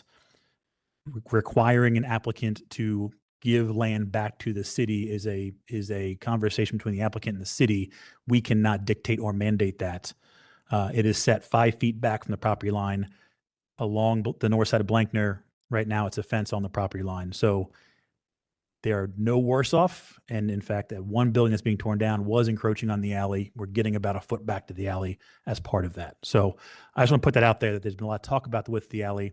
The width of the alley is the width of the alley. We cannot compel the alley to get bigger from a commission standpoint.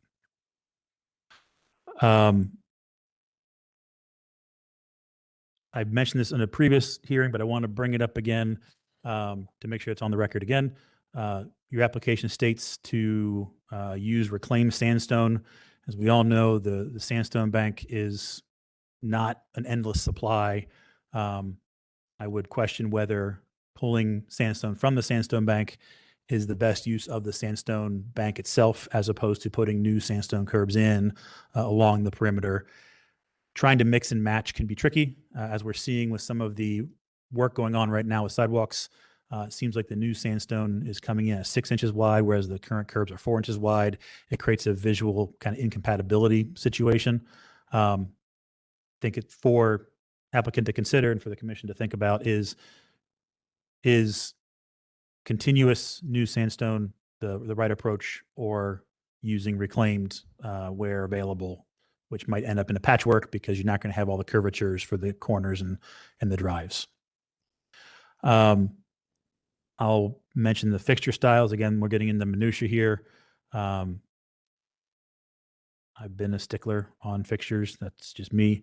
I think that the second to last, the Sierra Craftsman 15-inch high bronze outdoor wall light, reflect back to page 77 of the guidelines. Take a look at what it states there about fixtures, and determine if you believe that what you have proposed is appropriate in terms of simplicity and modern styling.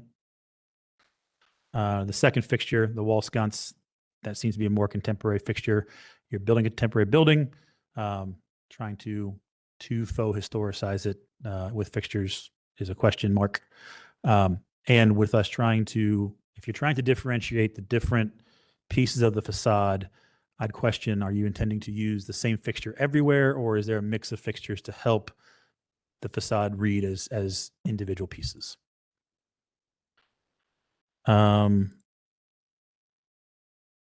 then also asking for the applicant, as part of the application, to give a commitment to upkeep of the plantings. Commissioner McCoy was very specific that using the plantings to help soften the facades, to hide elements. If those plantings are left to die or get torn out later, that mitigating factor is now gone. Our guidelines do state to use plantings in lieu of hardscape to try to hide things, to use plantings instead of brick walls, that kind of stuff. So just looking for, this is a larger site. We want to have some kind of commitment from the applicant that it will be upkept so that we can keep that moving forward. In my last mention, I've asked about it before. I don't think we ever got an answer to it. And the documents don't seem to be clear about it. Lot combinations, lot splits. It's going to require us to talk about it and to give a recommendation to council or zoning, but it's not been proposed yet. So if there's any variances required, any splits, any additions of lots, we need to know that before we can make a final vote on all of this. And it's been asked by me several times now. So if you can have that, appreciate it. Okay. And those are my comments for the application as it stands currently. Let me start with the most recent one you mentioned. So the lot combinations and splits, I figured that would kind of carry into any variances we would need. You're saying that couldn't be subsequent? That would have to be approved with the COA? We'd like to know what the variances that are required are going to be. We typically hear them kind of both at the same application, because what we would hate to have happen is we vote on a design. If that design goes forward and you come back with some egregious variances that we're not expecting, that puts us all in a bad position. So it'd be good to have everything on the table when you come back for that vote. Okay. Do you want to speak on the first four? Yeah, I can address the first four easily. I think when Rosalie and when they had their tape out, I appreciate your comment, Commissioner Harkey, with regard to the width of the alley. There was an encroachment, or there still is an encroachment with the building that is to be removed. But there are also encroachments on the south edge of the alley. In any case, we have pulled our building 5 feet north of the right-of-way. So not only are we getting rid of our own encroachment, but we're adding some open space from the north edge of the right-of-way into the property. So our building bases. But it's basically, it's a little bit more than 40% wider at this. I estimated it was 45% wider by pushing our building back. That's one. Sandstone, that isn't a problem. I know what the condition of the sandstone is. That's there. It varies. Most of it is in bad condition, really. My preference, our preference would be to go ahead, and it's up to the commissioners if you want to blend and mix and blend, but my preference would be to install the new sandstone, much as they're doing, along Livingston Avenue. Light fixtures, I think, we heard one of the previous cases. We'll look at it again in terms of what can be done. Suggestion would be that on the buildings that have more of an historic appearance, I would suggest or recommend or ask that we consider maybe more traditional light fixtures for those areas, especially on the brick. On the portions of the building that are more contemporary, the suggestion again would be maybe we take a look at a more contemporary light fixture at that point, or whatever your wishes would be. If you want a simple light fixture throughout, we can do that as well. So that's open for discussion, but we don't have any real solid position on how, what is best. It's a determination that you can make. I think if you have a fixture plan, we can give it to staff for final approval, but Okay, well, just only seeing 2 fixtures for the entire property just kind of makes me question. I think that based on some of these comments, we're going to have to probably come back in any case, and we would do exactly that. We could provide a fixture plan to indicate not only select the fixtures, but indicate where they would be. So we can do that. The upkeep of the plants, I think all plantings, I think we mentioned long ago that we were providing an irrigation system. I mean, it goes beyond irrigation. It goes to trimming and clipping and maintenance of plants as well. But at least we're providing an irrigation system. We're not hoping for a desert landscape here that, is good one day, the next day it's all gone. The lot splits, I think Kareem answered that appropriately, and you provided a response for it. One other comment I'd like to make, several other comments really that I'd like to make is that, we're not hiding behind costs. If anything, we aren't hiding behind costs. If anything, we've added costs to the project by virtue of changes in the material. Even though we've brought the building size down from what it was originally, we've still increased our per square foot cost by virtue of some of the materials. So we really appreciate the fact that you have made suggestions as you have to where it's caused us to go ahead and provide something a little bit more reasonable, a little bit more appealing to what the commissioner, where we thought that the commissioners would be more inclined to be in favor of those changes. I don't think I heard, and that was based on a comment that I heard. One of the other comments was that we've pressured the commissioners. I don't recall ever pressuring any one of you, any of the commissioners even absent with anything. We've asked your opinion, we've asked your positions, and we've tried to respond in every case. And in fact, this last time, sheet A2 again is proof based on some of the commentary that is of record and how we've responded to it and all the exhibits that are in front of us. So I think that we've done what we could to understand your comments and respond to them in a fair and equitable fashion. We didn't try to hide behind anything. We're presenting what we think is our interpretation of your suggestions. That's really all that we can say, Kareem, really. Yeah. Love to hear the remaining commissioners' comments. I would just like to say that I do appreciate the design response to the commissioner comments. One of the questions I had was regarding the sandstone curbs, because that is new. The last application did not run full sandstone curbs along Livingston. It went the entire way? I didn't think it did. Yeah. Okay. I read it as such. Okay, I read it as only going a portion. Where like the curb cut was. So Livingston has concrete sidewalks. So in replacing that curb, I'm wondering if it's possible that that sidewalk could be turned to brick, because it's going to get, I assume it's going to get damaged in the curb replacement effort anyway. And so if it could be a brick sidewalk that matches a good bit of Sixth Street, that would be a desirable thing. Real quick, Commissioner McCoy, Livingston along that is brick. I'm sorry, I'm talking about Sixth. Street, okay. I'm sorry. Thank you. The sandstone curb, the drawings now show sandstone curb for that first block of Sixth Street, which is concrete curb. So that replacement then would damage concrete sidewalk, and it would be great if it could be put back in brick. So right now, sorry, I've got Google Street View pulled up. Along Sixth, it's currently showing as sandstone with concrete sidewalk.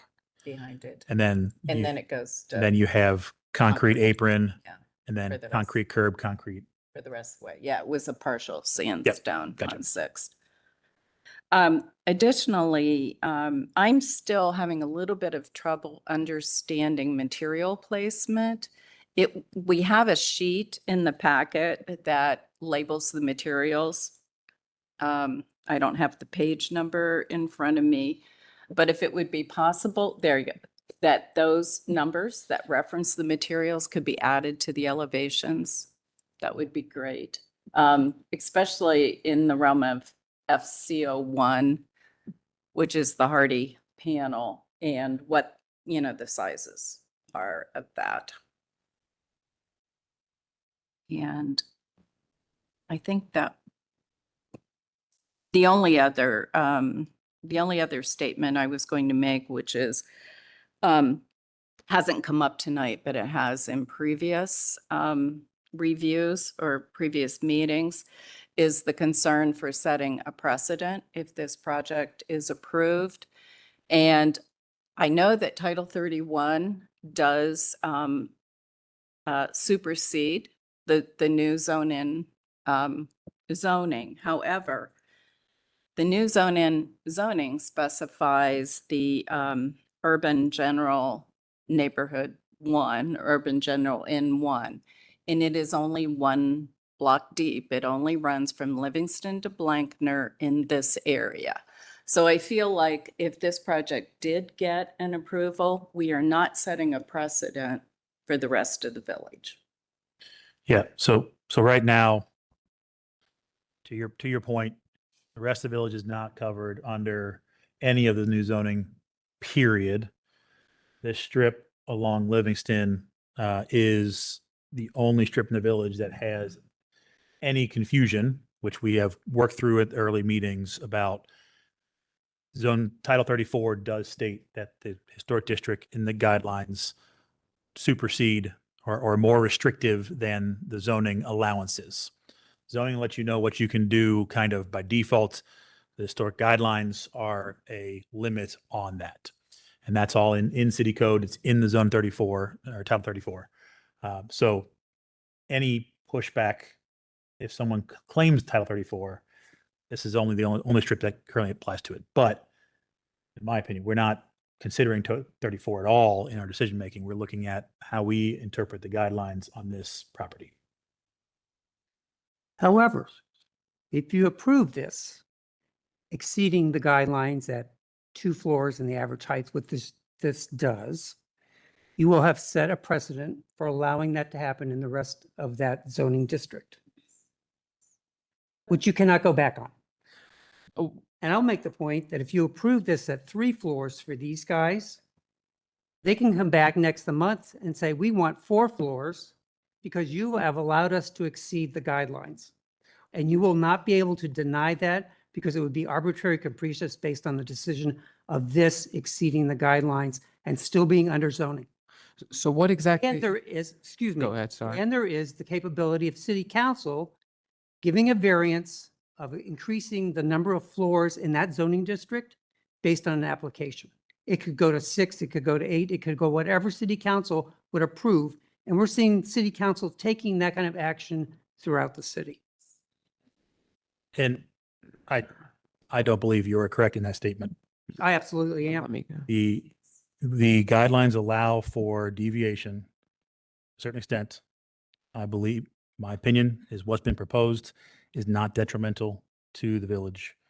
the height of the building between 2.5 and Anthony, 3. it exceeds everything. It is 300 feet long, 65 feet deep, 35 feet tall. It is 2 St. Mary's end to end. In that part of the neighborhood, it does not reflect the pattern of construction, building, historic of anything in that area. And if you can, I don't know how you say that's detrimental. I'm going to add this. I am absolutely fascinated with the fact that you are concerned about landscaping being maintained to hide architecture that you don't find acceptable. That is what you just said. I don't understand that kind of thinking. That is in the guidelines. I still don't understand it. That you are okay with something not being acceptable as long as the landscaping hides it. That's the old thing. Doctors bury their patients. Architects plant ivy is an old saying we used to hear back in the day. That is kind of what you're going for. So I am not changed on my position about this at all. It's too tall, it's too big, it's not the correct materials, the proportions are not. And looking at what you've done, we finally saw north elevation, and I appreciate more brick. The Blankner facade is so architecturally delineated. It is actually the front of this building. The north side is so plain, it is the back, and the entrance to this building is on the back side of the building. And you can't even see that entrance from Livingston. So I'm assuming you're going to be getting a signage package that's going to say entrance this way or something sometime down the road, because it's stuck way down behind the back of the buildings.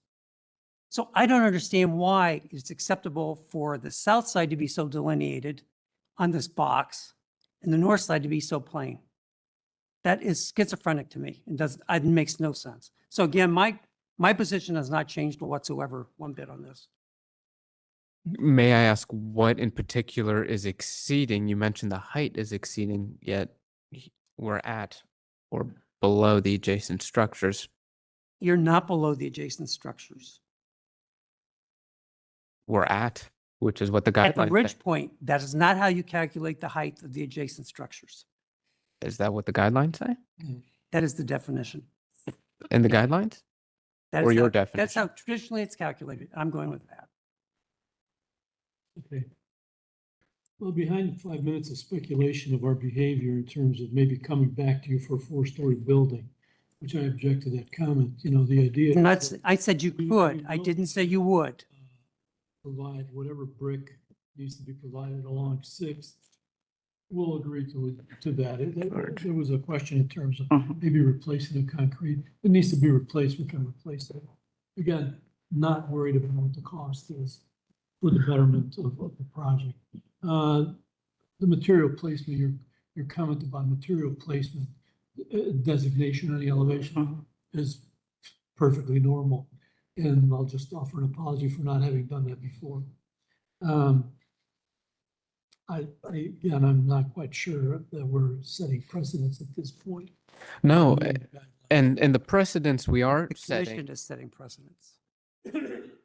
Precedents we are setting is if you want to complete a project of this significance, you have to come here for years and deliberate and listen and be subject to being told you're using weapons against the commissioners. I don't see many other developers seeing the process we go through and thinking, boy, we want to jump into that. We've been doing this for years. We have been listening and incrementally incorporating every comment. So I think it's just unfair to characterize that on us over and over and to also speculate that we would come back and ask for higher I stories. didn't speculate that. I said it was potentially possible. All right, to move on past that statement, that comment, Commissioner, is there anything you asked?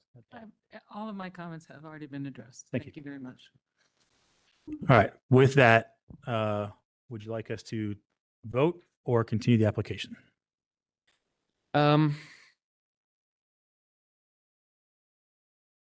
Let me bring up one more item, which is that I was provided an email by the city attorney. We did ask in June of this year of this hypothetical situation, to which he referenced, I hate to have you pull out the code again. He did reference C3119 8.07, in which in this situation, he confirmed it would be the majority and not the full 4 votes needed. So I did just want to clarify that in the event that we might want to consider something this evening.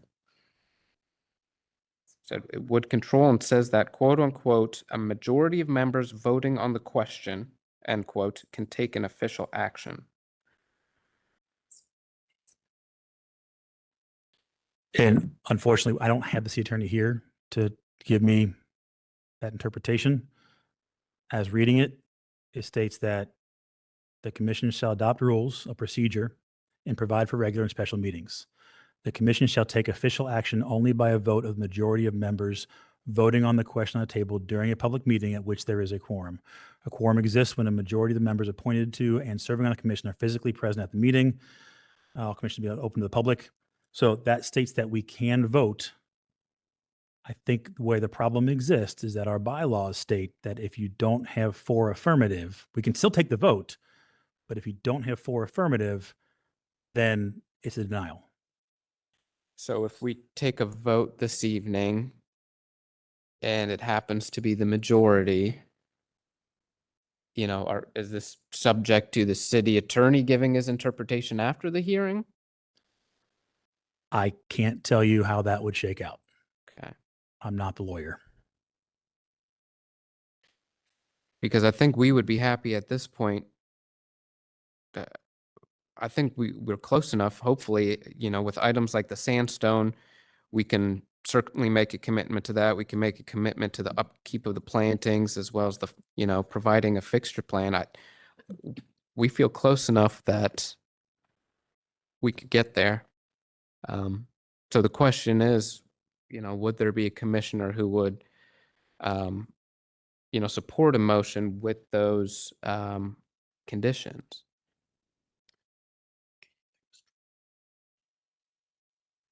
I mean, I think we've got that.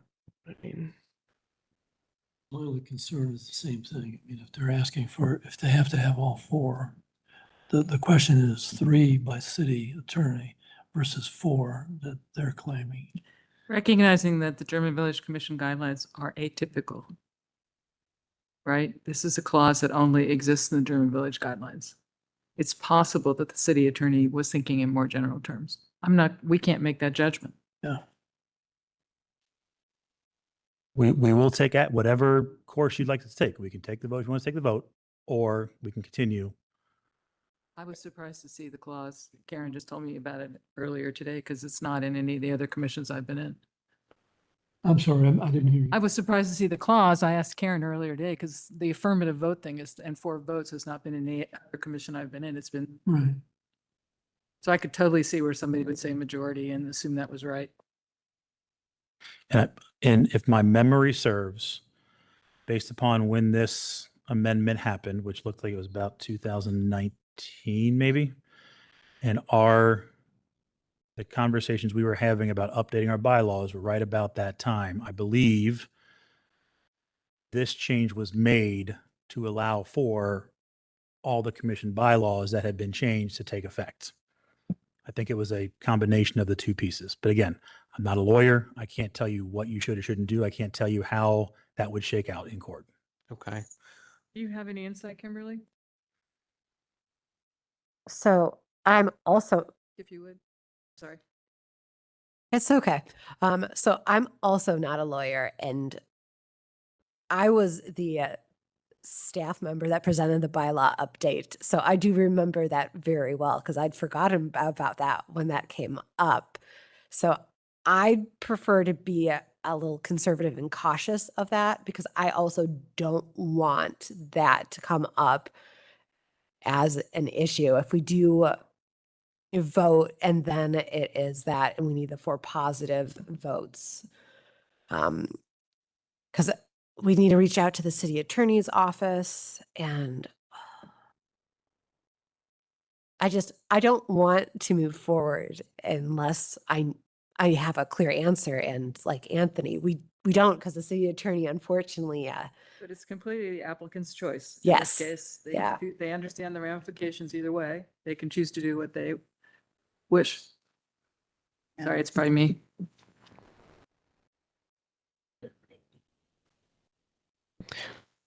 Nope.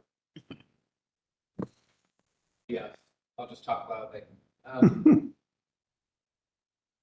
Okay, so I guess hypothetically at a next. Hearing, then, Chairman Hartke, it sounds like with these items, would you be in support, even if it was conditionally based on these items? I have been on the record of support of the core of the application, and those are my minutia. I would be in support of it. Okay, and I have your conditions here as well. Similarly, Commissioner McCoy, would, okay.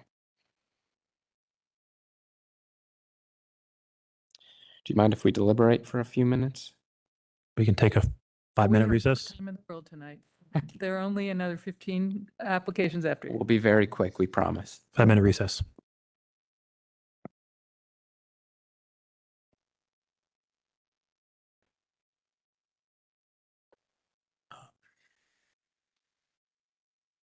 Item 7.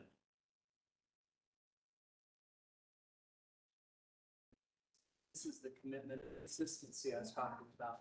They're trying to get every one of them to make a commitment Yeah. and then pressure them to Yeah. behave consistently with that commitment. Good question. Anything here for application number 7, 63 Jackson? Oh, you're right. Yeah.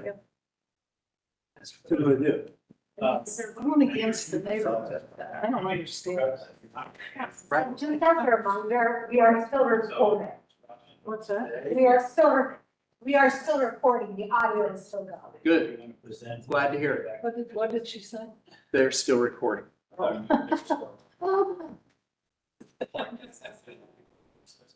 Yeah, that's exactly what it is. Yeah. Just can do it. Yes. Pressure them. You said you would be in favor. Yeah. Now they expect you to vote. Yeah. It's a commitment and consistency principle. You know, I can't believe the whole neighborhood. Nobody No, cares. supporting it. Nobody's supporting No. this, and you're voting for it. Right. It makes no sense. It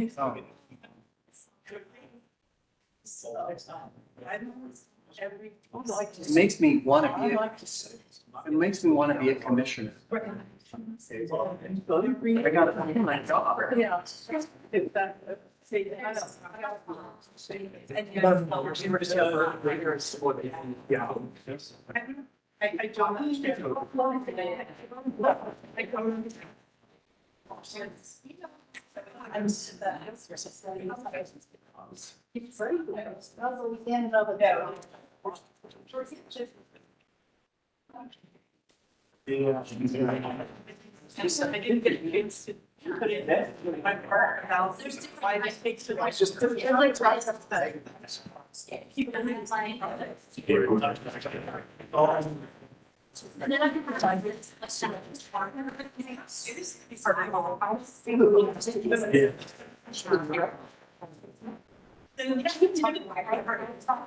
don't understand. Similar group. What are we gonna do with 7? Continue? I'm gonna continue 7. I'm gonna sit for number 6 because technically it's outside 125 feet, but I usually go to like 200. So Stay with 125.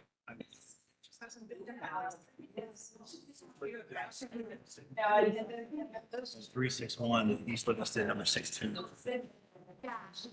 There's another one. Oh.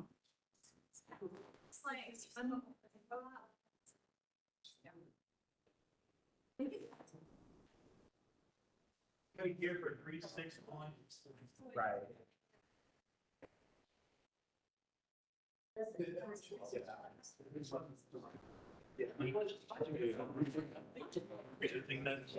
No, I'm good.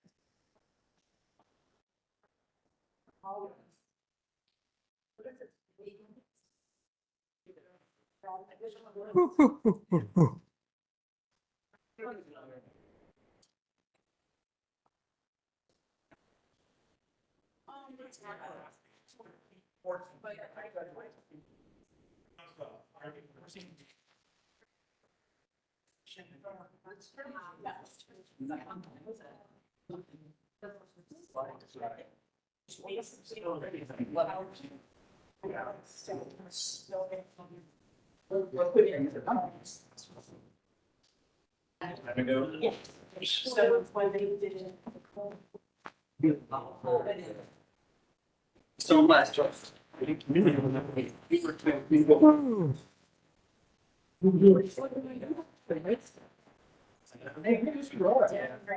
just use their examples in my class and in my textbook. Yeah.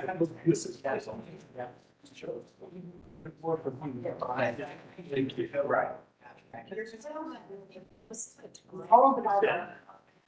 I have my thoughts. Have a seat.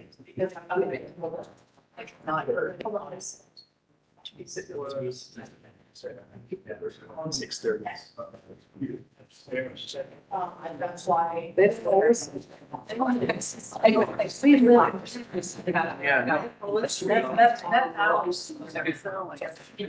It is stressful.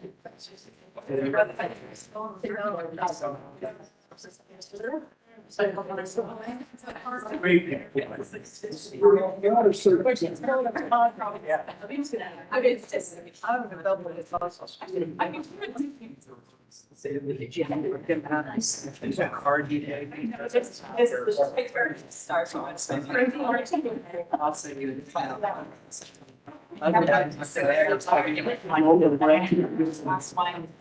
Yeah. Okay. You're wrenching it. All right. Somebody, do we have to? Oh, jeez. You're like with that thing. That's the way it is. I know. Oh. All right, if we can have order, please, getting back into this. We're back on the record. The applicants, how would you like us to proceed? I think we just have one clarifying question, which is if we did proceed with a vote this evening and it was 3-1, would your concluding remark be that of denial or that it was just a 3-1 vote? It would mark as denial based upon our bylaws. And then that would open up denial process unless there was some other legal interpretation that comes to pass. Okay. I will also note if that would be the case, I would clarify with the city attorney's office as well before. Before we issue anything. Yeah. Well, I'm not quite sure does that mean that if it's 3-1 and it's a denial tonight, clarification with the city attorney's office could overturn that denial? I don't know. This would be really good question for the city attorney. And since I am not one, I mean, I would default it to the city attorney's office and how we were interpreting that. And I know that's not a straight answer. I guess you understand the question is, could there be a retroactive, I don't you think know? you can guarantee anything. No. You cannot Right, guarantee there anything. isn't, You gotta accept that. Right. Sorry.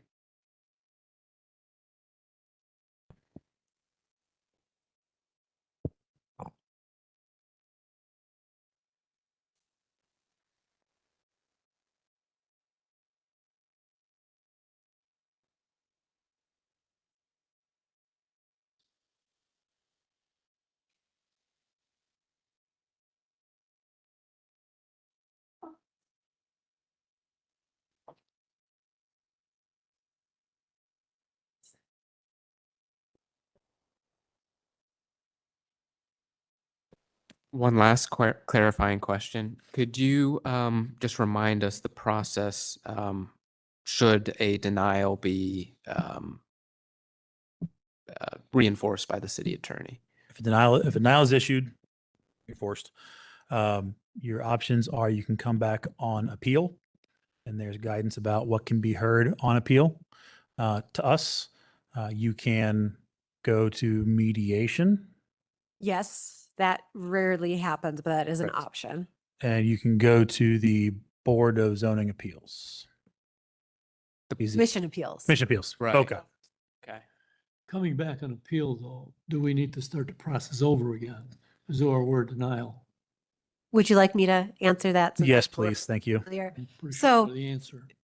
I can answer this one, I promise. I am very familiar with denials in the Board of Commission Appeals, unfortunately.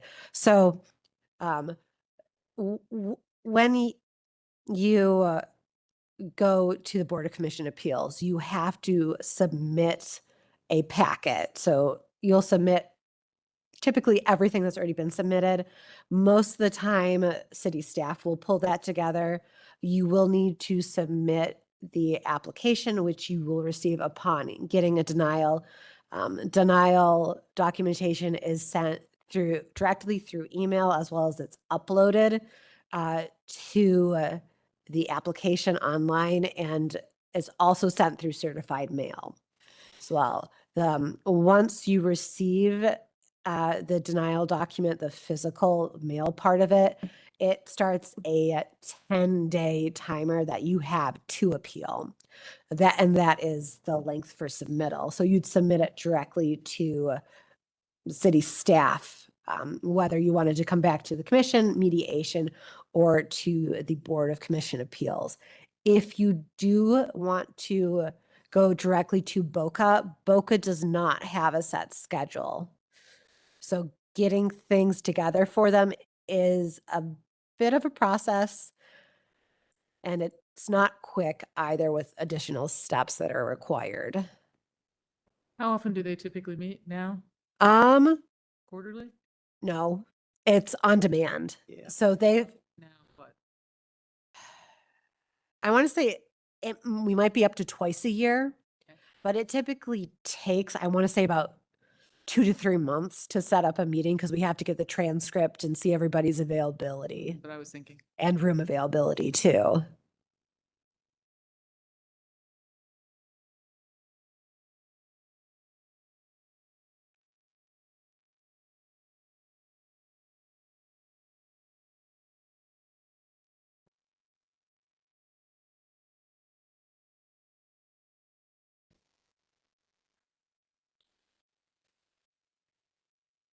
I don't have the list. References of what you would. Didn't bring it. I didn't expect.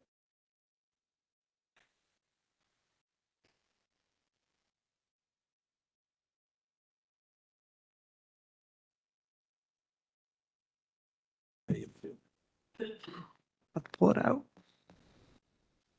All right, well, we made it this far. We want to end this cleanly, I'd say. We're going to push for a continuation here, get clarity from the city attorney. And yeah, we want to make this a win that feels good for everyone and isn't complicated and hard to interpret. So I think we're going to ask for a continuation. Is there a We have motion? We have enough new comments that came to us that we can address with you as part of a new application. Is there a motion to continue? Is there a second? Second. Any questions on the motion?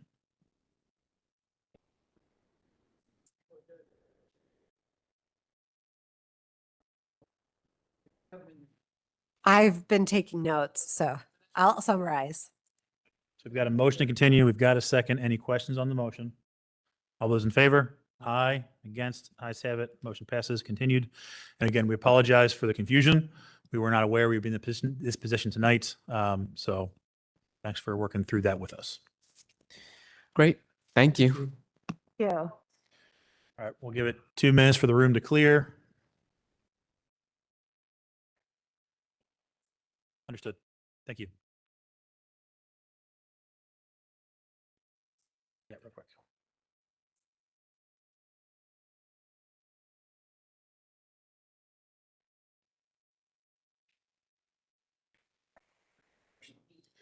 In a regular trial, they have a jury.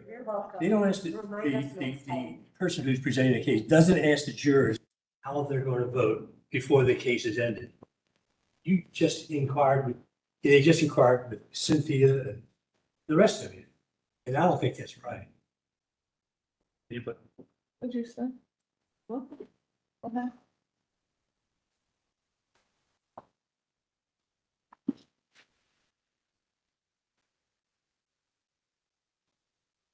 Commissioner McCoy had to step out for a second. She'll be right back.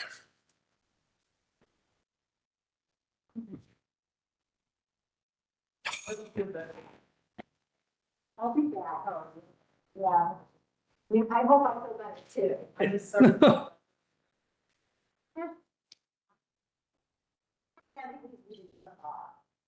Because it goes so long.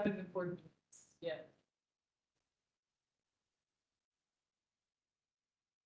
Are you in charge now? He's got this. Be nice to her though. Always nice. So Commissioner McCoy to step out, application number 6. You can feel free to take a seat if you're here. Don't lose your application. Come on up. 608 South Grant. Wait. Yeah, 608 South Grant. Sub Grant. Then number 8. 978 Jaeger. We have to vote on 7, don't we? Give it to 7 left. Yeah. Is there a 101 Thurman? You're going to be up next, just so you know. Come on.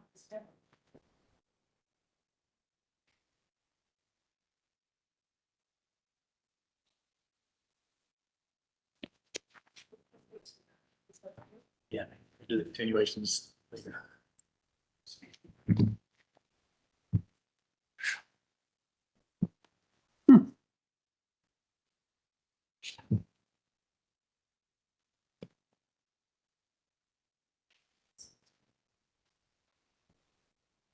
All right, just checking before we start back up. Is anybody here for items 13, 14, or 16?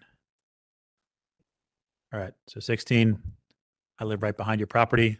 I'm going to have to recuse myself. We're going to be in the position of not having 4 votes.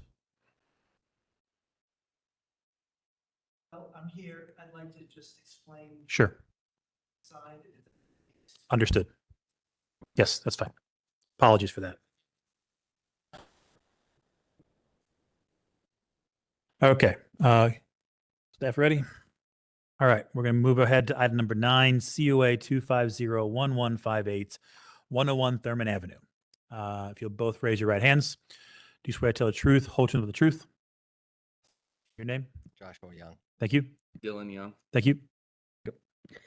This is a request for action for landscaping. The proposed work description is to create a new curb cut, install a driveway, and 3 parking spaces per the submitted documentation, as well as construct a fence and metal enforced drive gate per submitted documentation.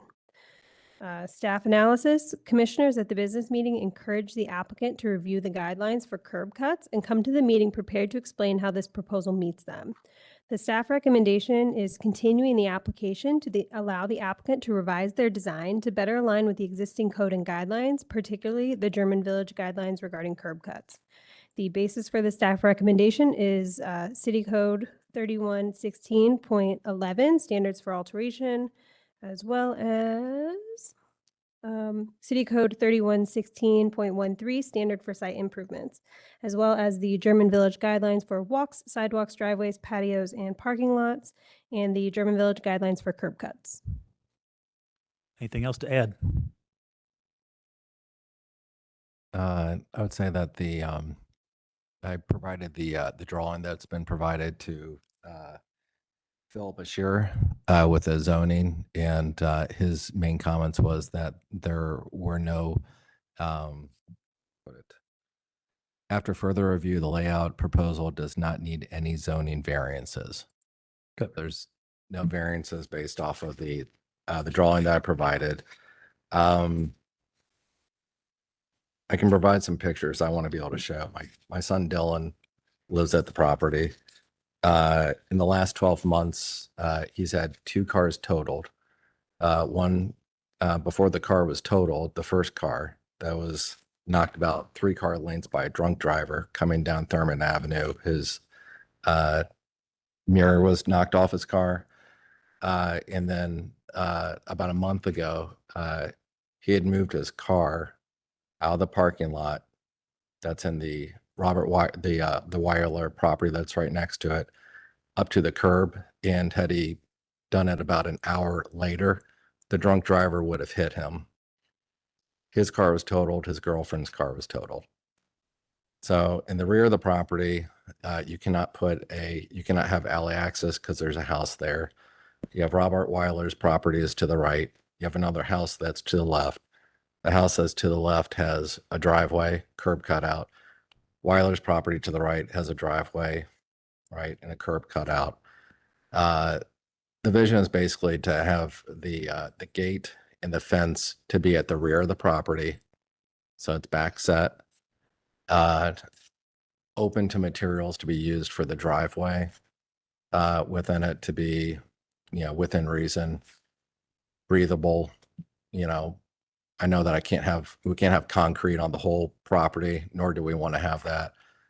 We just want to be able to have a curb cut out so we can live there safely, not worry about a drunk driver hitting his car, be able to put a 10-foot wide driveway back, have a breathable or permeable material that would be in the back that he could park, turn around, and come out. So he's not backing out onto it also, in order so that he doesn't get hit. Questions, comments from the commission? Have you had a chance to read the guidelines and the other code references about curb cuts? I read it pretty clearly that it has to, the basics is that it has to, that's preferred to be in the rear of the property, and that it's cutting out, and that it's within the guidelines of, German Village, et cetera. And I've tried to document a picture that is as close to the other properties that are in the area that are already, once I said, to directly to the left of the property, directly to the right of the property. It's impossible to be able to meet the guidelines of German Village based off of the fact that there's a property directly in the rear. It's impossible to meet the actual, per the code of what it says, what the prefer to go out to the rear because there's a house directly behind it. And then Weiler has his property that's directly to the west of the property. That is a blacktop property that is commercial, I would say, in nature. There's the ACLU is there. And then there's a dentist office that's there. And incidentally, after Dylan's accident, someone came up and talked to him and said, "Hey, I used to live here. Her car got hit." So that it's dangerous. People come quickly. Basically, what I believe is that they come over green lawn very quickly, coming through that light. The road narrows quickly, and the person that hit him, and both times, one was inebriated to some degree. I don't know if it was alcohol, but clearly not able to drive. The pictures that I have show the total car.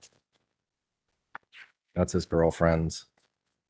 That's his car being totaled. That's the mirror knocked off.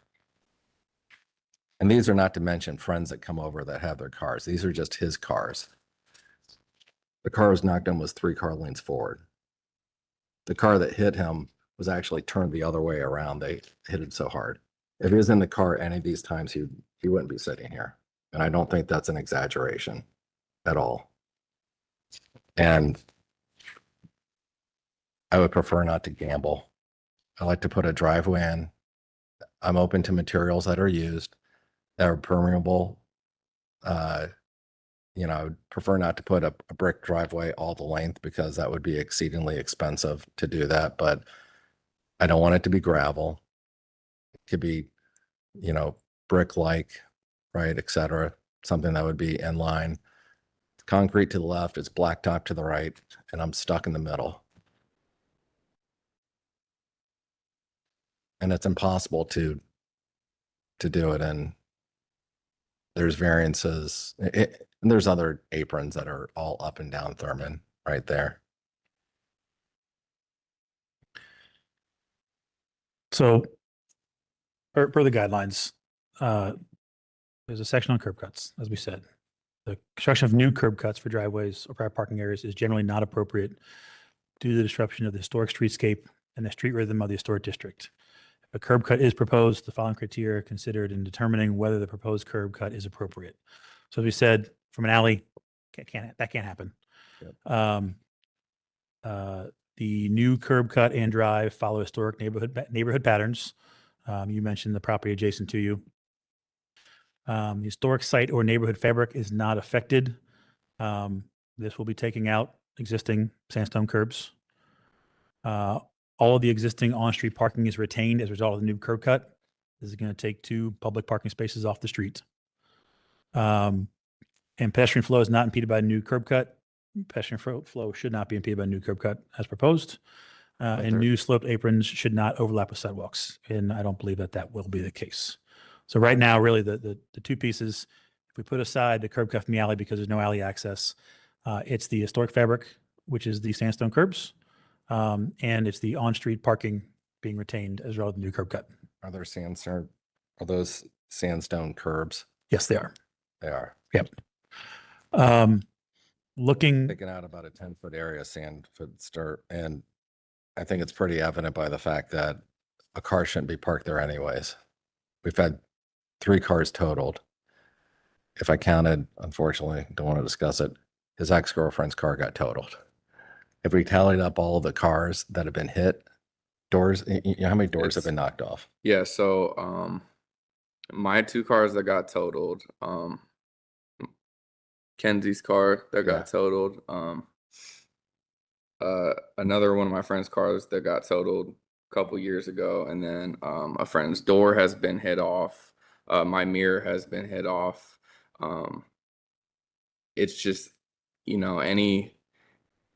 anyone that parks there at that specific region of the street is in danger of getting hit. It's been shown, and I've only lived there like 3 years now, and this has been 7 car incidents right in that spot.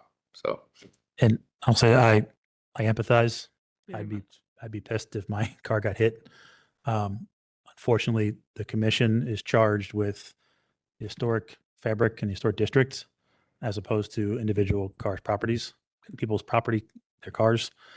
There are other houses on the street that don't have off-street parking. By taking away 2 on-street parking spaces to give it to private parking is taking away from the public good for the private good. But he's the only one that parks there. If he's the only one that parks there, and there's permits that are going out right now in German Village for parking, right? Where people can get a license and they can park there. So we're going to get a permit to park there, and no one else is going to park there, and we put a driveway there. How much does a permit cost right now for a parking spot? Any neighbors could park there. Any visitors could park there. I wouldn't advise them to do because they could get hit. I totally understand you wouldn't advise that, but that is not our purview. So if we do not have wholesome enjoyment of the property, because we're afraid that, you're going to park there, you do not have wholesome, you can have a code that keeps them from having a wholesome enjoyment of the property. I don't think he's saying that. I think what he's saying is we have a responsibility as an historic district commission that allows us to consider only the elements that he cited. Those prevent us from saying you can have a curb cut. We may be totally sympathetic to your car problem. I totally get it. Totally get the safety problem. It's not. So how did everybody else get the curb cutouts? It's not part of our peer review to allow that because we don't have the regulations to support it. Existing curb cuts have been there since before we have had the commission. Is there any way to negotiate with one of your neighbors to use their entry point and then put a No, Bob Weiler won't do that. I'm sorry. Bob Weiler will not do that. He will not help. He will not. Are you saying that I need to ask him to be able to go and put a curb cutout in the back to park in the back? Is that what you're saying? No, I'm saying I guess I don't know that, I haven't focused on the details enough to know. I'm saying, is there any one of your neighbors that has access to, enough to your backyard that you could use their entry point and move it to a parking space? If I go through a house, I'm sorry? if I go through a house, the house is directly behind it. And then Bob Weiler has East side? there's a house there. That house was built probably like in the 50s. And then What you're saying, is there any way to negotiate with that neighbor to get an access easement so that you could use Right. their drive Right. to get to the rear of your property? well, no, it's a house that's directly there. The house is completely covered. Yeah, the driveway goes right up to the front of the house. Yeah, on it's the a house on the east parking. side. It's a parking. May I So approach? no way to No do way it. to do that. So No. the other way would be to get access. May I from- approach? Yeah, you wouldn't have enough space to get between. the Is two it okay houses. for me It to would be bring this? Super tight at best. See that? Okay, that doesn't work. One thing that I could presumably do Good. is that, so it's only like 5 feet roughly. And then that parking pad goes directly up there. The only other thing that could possibly do is to say to Weilers, if we put a parking pad there and they could drive up there and park right there behind the rear of the property. And it is open there, or there's a fence that goes.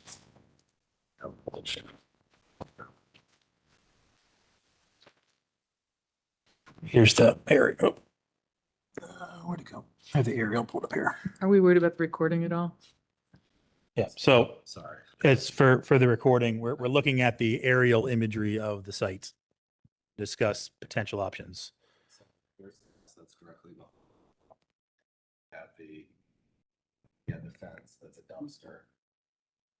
There's parking spots. So I don't know how often do people park over there. Right. One regularly, like there's parking spots that are right there. But So can you, The parking spots in the parking lot? Yeah, pretty regularly. All those parking spots are assigned to employees of the, but if the you could business. negotiate with him to take over one or two to get you into your backyard and pay him for it, perhaps, he might be open. They have to leave it wide. I've To- asked it, it's you with you, so I have to see if they care or not. Yeah, just see if there's an option there. Investigate it and see. I've asked if we could rent a parking spot, and they said no. So I specifically asked if we could rent a parking spot. That building right there, they said for a while period of time, but they wanted to charge $200 a month for a parking spot. Now, is that worth it? But reached out if they can, they said no. So Weiler has said no. I can ask them and then the property manager again. But it's the ACLU, so I'll have to reach out to the ACLU. They'd be willing to give up one of their employees' parking spot, but it's the private. typically during, business hours, yeah. It's worth the ask. So they say no.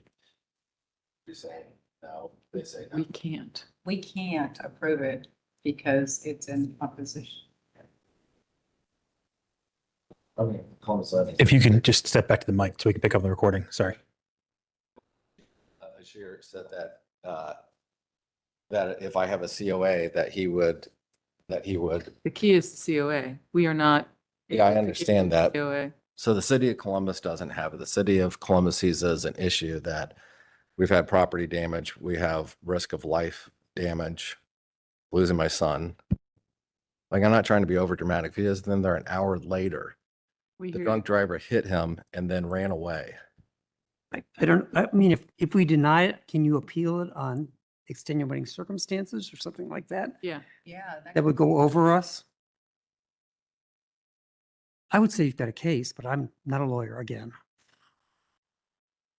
Seem to know the law counselor. I'm not arguing. Yeah. So typically Trying on, to figure out how to get a parking spot. on appeal, that's where hardship cases can be heard. On first hearing, all we can hear is based on the facts of the guidelines in the property. So what would be the process for appeal if I ask you to vote now? If we vote now and if it's denied, that opens up your process for appeals. You can come back to us to rehear on hardship. And I would recommend you read through city code section on what that requires. And or talk to staff. Talk to staff. Staff will help you through that. Mediation is another option. And then the Board of Commission Appeals, BOCA, can be gone to hear and overrule us potentially. Probability. Have you Can't seen tell it you. done? We've had BOCA overrule us. We've had BOCA uphold us. I can't give you a yes The or. only two issues is we're losing parking and a sandstone curb. We're losing parking. Yes, we're losing. I would add the third thing, that it doesn't appear that a traditional driveway could be put in there without destroying the trees that are along that property line. I don't So know the if- trees are mother of, what is it called? The ones where the bugs eat them. Yeah, they're actually The ones where what? bugs eat them. They're called mother of, Mother or the lanternflies are Yeah, the the mother red- of the heaven, red I think. bugs. yeah. So we actually cut a couple down, just FYI, because the house was covered. There's safety issues. There are immediately safety issues of sap going all over the place. And they're actually weeds. They're not trees. So So all of that would be part of your appeal. Okay. I will say, when you come back on appeal, if you come back on appeal, I want to make sure that you're not coming back into a situation you don't want to be into. If you can pull up the site plan again. Mhm. Was this generated in AI by any chance? As civil engineer was very happy that I did it. He was like, he asked me how was I able to get all the measurements. So there are problems with it. Yeah, you can talk about scale. Yeah. Scale's all wrong. You have Mhm. this little panel here. Scale, that's 10 feet, and none of that matches. Apron versus driver doesn't match. So your dimensions are all wrong. We'll zoom in. Numbers and look through this. This piece of the building doesn't exist. You have Yeah, I know. I couldn't get everything done. farther based upon the plans, dimension of this stair coming back. Straight through. I don't know how long that stair run is. It may have problems. Scroll down further. So I do have pictures where I actually measured it. It's 15 feet across. Yeah. Point is, the plan does not match. Yeah. The other piece, probably have some headed parking, turn in the opposite direction. My brother suggested that. Spot of radius to get turned around in, to come 180 degrees. There's just a few things that just kind of stuck out, like this isn't going to work the way it's designed. So Understood. recommend you But- come with a full dimension plan. But if Weiler were to give permission also, then if Weiler were to give permission for the parking spots, the driveway possibly could be moot. Yeah, if you get permission to come in from the side through that property boundary into your back, parking pads, we can approve those things very easily. The driveway comes off the table. We don't got to worry about curb cuts. That whole thing is gone. And then your parking situation becomes so much easier. Probably more Safety. maneuverable. Held. Sorry, Ed, I Probably more maneuverable Yeah. coming in from the side. We all want you to be alive. That's what I said. Coming from somebody who doesn't have off-street parking, we park on the street as well. I feel you. I get it. It's part of the pain in the butt to living here. Hate that there's problems on Thurman with speed and traffic and drunk drivers. That's a city issue, public safety issue that they need to get address. speed bumps put in. Speed bumps, rumble strips. They should do something on Thurman, but that's not the purview of the commission. Okay. So, Okay. all right. So, I'll reach out to Weiler.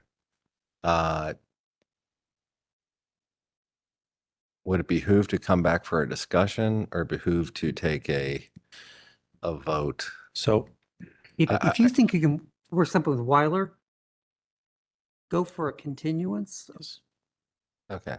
rather than get a denial tonight. That would be our thought, but obviously the decision is yours. Should do that. Educated tonight. Well, thank you. If we deny it and you come back with access from the side for a parking pad, that's a whole new application. If you continue, you can come back and you can Let's continue. adjust your application. Still have options. Thank you.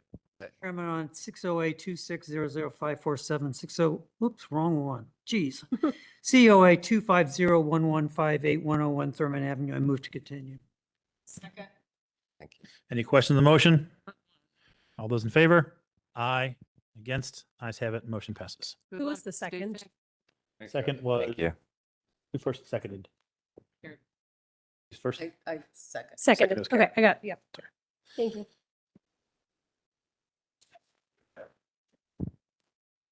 Hopefully the ACLU says yes. Was there anybody here for 608 South Grant? Anybody for 978 Yeager Street? All right, continuing on, number 10 was withdrawn. Number 11, 491 South 4th Street. CUA 2600564, 491 South 4th Street. And once you're both settled, if you raise your right hands.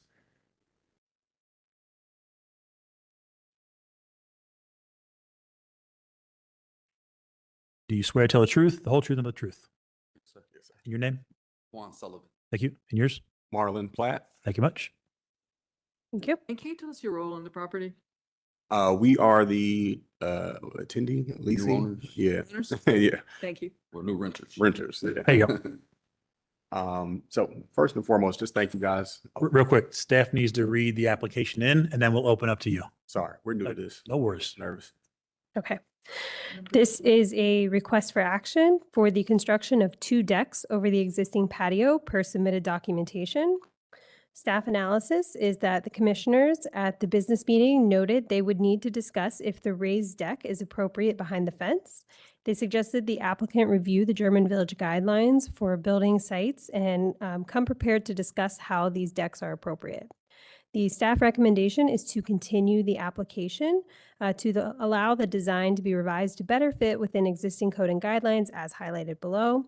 The basis for the staff recommendation is City Code 311611, standards for alteration. And Kim has specifically highlighted number 2 and number 5, as well as City Code 3116.13, standard for site improvements, letter A. And then the German Village guidelines for walks, sidewalks, driveways, patios, and parking lots, as well as the German Village guidelines for building sites, exterior conditions, fences, and walls. All right. Anything else to add? Hi, good evening. Thank you guys for being here. We're new to this, so just having the opportunity to present and kind of explain what we're trying to achieve is greatly appreciated. My name is Marlon, as I stated. Our goal here is, one, we made an oversight in an effort to provide safety.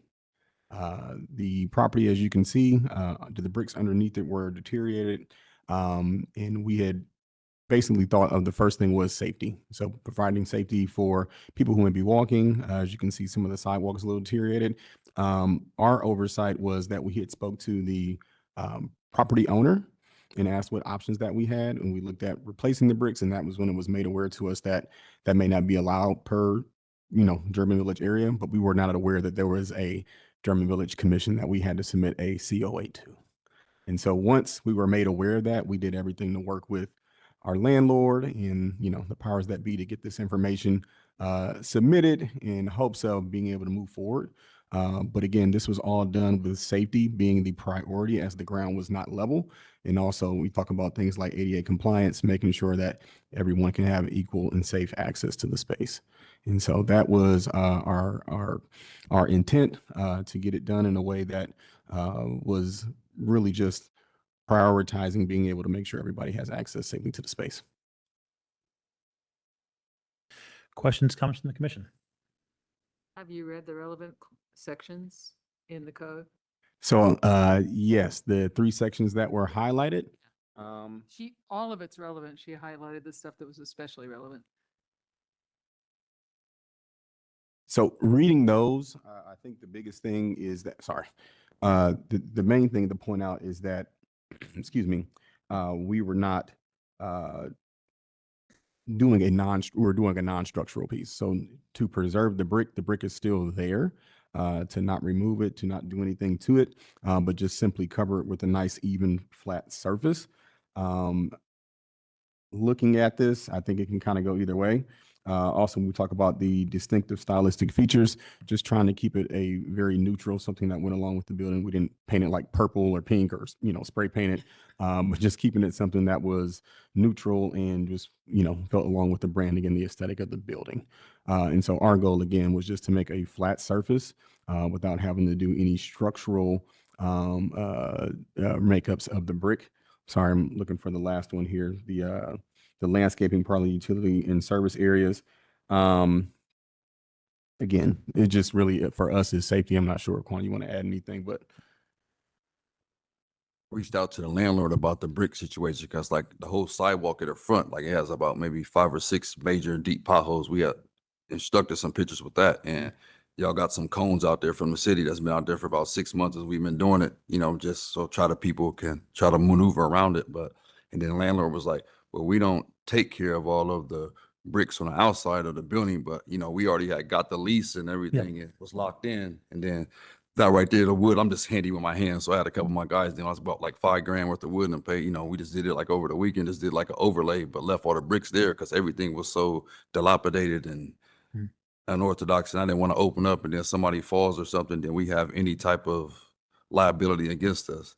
Sure. So the fence pillars, we just reached out to him that the fence pillars, they were falling apart. So she just said that she would fix those right there. But when we told her about the bricks, she was like, we're not going to fix that. But it was kind of like after the fact. So it was kind of almost like a deal breaker. We never would have gave them the money, that $10,000 that we gave to get the building. And then we put another like 15, 20 in here. So it's just like that 8 came out of, we think that if you got a property that they should take care of it. And Did she They fix didn't, those but- pillars? Huh? Are those pillars her work? Are they fixed, quote unquote? I think they come next week or something. Oh, they haven't done it yet. Good. That was Right, because everybody we came out to fix the brick, they wanted 18,000. I'm like, well, That's where the conversation about structural changes and the bricks and and that's where we talked to, again, the real estate agent in communication with the landlord to say, hey, if we do an even covering, is that okay?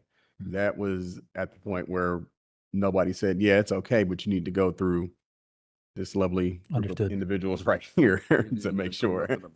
We didn't Yeah. try to But- come into Welcome here to doing Dream Village. anything out of Yeah. standard, but we were just looking for safety because if we take that up, it's dangerous. Understood. Yeah, and hearsay, whatever the landlord told you, I'm not going to get into that issue. Relaying bricks is something that we approve a lot, all the time. The sidewalk work, if there's work that needs to be done on that perimeter sidewalk as well to relay bricks, we actually have, the society itself has incentive programs to level and relay brick sidewalks. So we are not opposed to it. Yeah. So as far as the inside the fence area, that's more, I'll call it patio hardscaping bricks, which can be picked up and moved and reset or potentially even replaced. They're probably So we actually had 2 people come out. One was like 18,000 to do the Yeah, bricks. The other yeah. guy was like 20 something. I'm like, well, Yeah. what's the, sure. we just thought about the most cost effective situation just to overlay it and Understood. just left the integrity of everything underneath it so that it was all in place. Yeah. So for the commission, I think for us to discuss is what is there? Is that inappropriate in terms of the guidelines? Do we think that what was installed could be approved as installed? To your comments about ADA accessibility and that kind of stuff, I don't think what's installed there would meet ADA requirements because you have steps up and down, on and off of it. So that if you're trying to achieve ADA, it probably won't pass muster with ADA. We need to get our. Have a ramp. Yeah. Yeah. Sorry. So right now The it's left side, like it's real. It's not even Yeah. It's less than 8. This is just real, Yeah. like a little. So us putting something there just to Yep. have some type of ramp to roll up on it, that's suffice.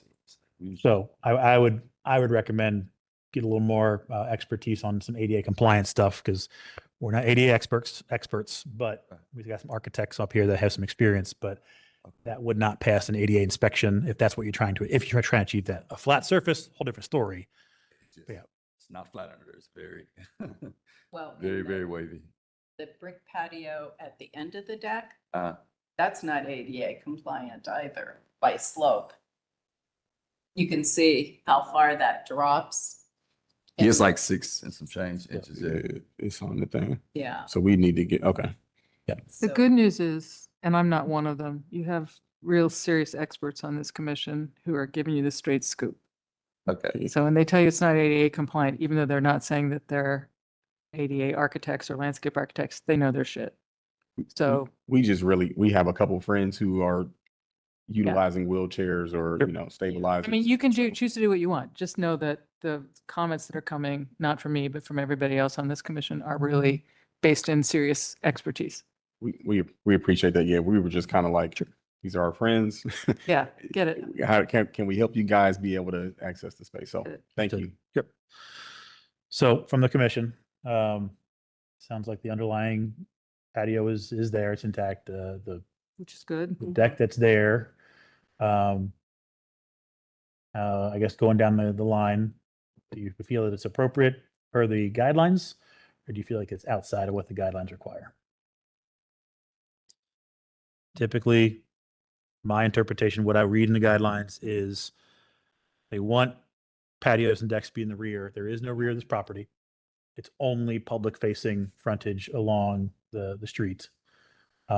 This has come before us in other variations and permutations of wanting to put elevated decks and stairs and egress on the second floor and stuff. This is not that. So, what's your thoughts? I would also say that because of the amount of applications on this property that have come forward before, that your landlord should have told you that a COA was required. Just Yeah, so- that lady didn't, she's 95 and she didn't say, we've been going back and forth. We've been working on this since November of last year and we just signed, the property didn't, it didn't look like that. So then it got to March, April, we just signed the contract in May and Full transparency, that was literally the deciding factor. Sure. we told her that. And here we are in front of you guys now. I would say the deck is, because a deck could be removed, I feel like it is an improvement over what was there. Part of the issue that I have is that it extends right up to the fence. Now, the face of the deck is finished, but typically in most front yards where there is an existing wrought iron fence and the grade needs to be higher, it's pulled away from the fence and there's a planting zone or a little stone wall or something that separates it. Well, when I did it in the front, I left like maybe 3 inches in the front so that the water, whatever drained down, it could still come out the front. So I mean, if need be, we can go back and pull a couple planks out right there and put like a flower pot or planter right there and then leave like an inch up where, we can do flowers in the front, because that's what we did. We don't have the updated picture, but we filled that in around the What's the around the precedent? window just to We make it think- look have we- aesthetically pleasing. Have we seen anything like this? I don't recall seeing decks put like on grade decks put in, Yeah, especially up to wrought iron not in fence. the front, not in the public back. way. No. I've seen it in the back. Back. And we've allowed it in the back. Yeah, I think is just, don't know for sure. Yes. There might be some code problems with the height of the deck, height of the fence. So I think putting planting boxes or some kind of planter that's fence out. height or taller with some plantings Yeah. between the deck and the fence Yeah. might get you that safety mechanism so someone's not going to trip over the fence out onto the sidewalk. But the good news is we just ordered one on Amazon last week and we got them. So I think we can So we probably. put planters there, so what we can do is do a bank of planters like in the front, where it's just aesthetically pleasing, because wish we had a picture of the deck, because now we have couches, it's like the couches are up against the back, so everything faces, like if you're sitting, you're facing the building brick wall facade right here, so you don't even make it that forward, but like I said, we can scoot those forward and make something a little higher so that you can You definitely make understand, sure. we're saying move the deck back from the fence, put a set of planter boxes or plants in between. Yeah, I got you. right? Okay. Yeah. Because we can just peel those 2 sets of planks back, they're like 6 inches wide, that'll give us a foot, and then I'll just build something And I a would little higher say- riser. Do not disturb the bricks underneath. We got some pictures we sent you guys. You can see they're all still intact. Don't do that. Yeah, we didn't get rid of any brickings or none of that. Could So you we put the note- extra bricks inside the actual flower pot beds. I looked at this a little differently. It's not a porch. It's not a stoop. But is there some setback zoning wise that's applicable to this? And I agree with Karen. I think the deck needs to be peeled back and put some distance between it and the fence. Right. No problem. And put some planting in. I got you. I'm taking notes. Sorry, I left my pen and We'll make it look like. Just to clarify then, will this be a commercial? It's a gallery and like a little cocktail lounge. Okay. So we got like a whole gallery upstairs with like different people art and area that got for Cool. sale. And then Good. just something a little bit more relaxed and laid back, like, older crowd, like There- we're there's 40s. So we don't there's want there's no, how can I put this? Creating more opportunities for artists that may not have access to the larger art scene is Well, what we want to do. We're not here to talk about use. Yeah. We're just looking at architecture. The reason I asked about it was because of the way the decks are constructed.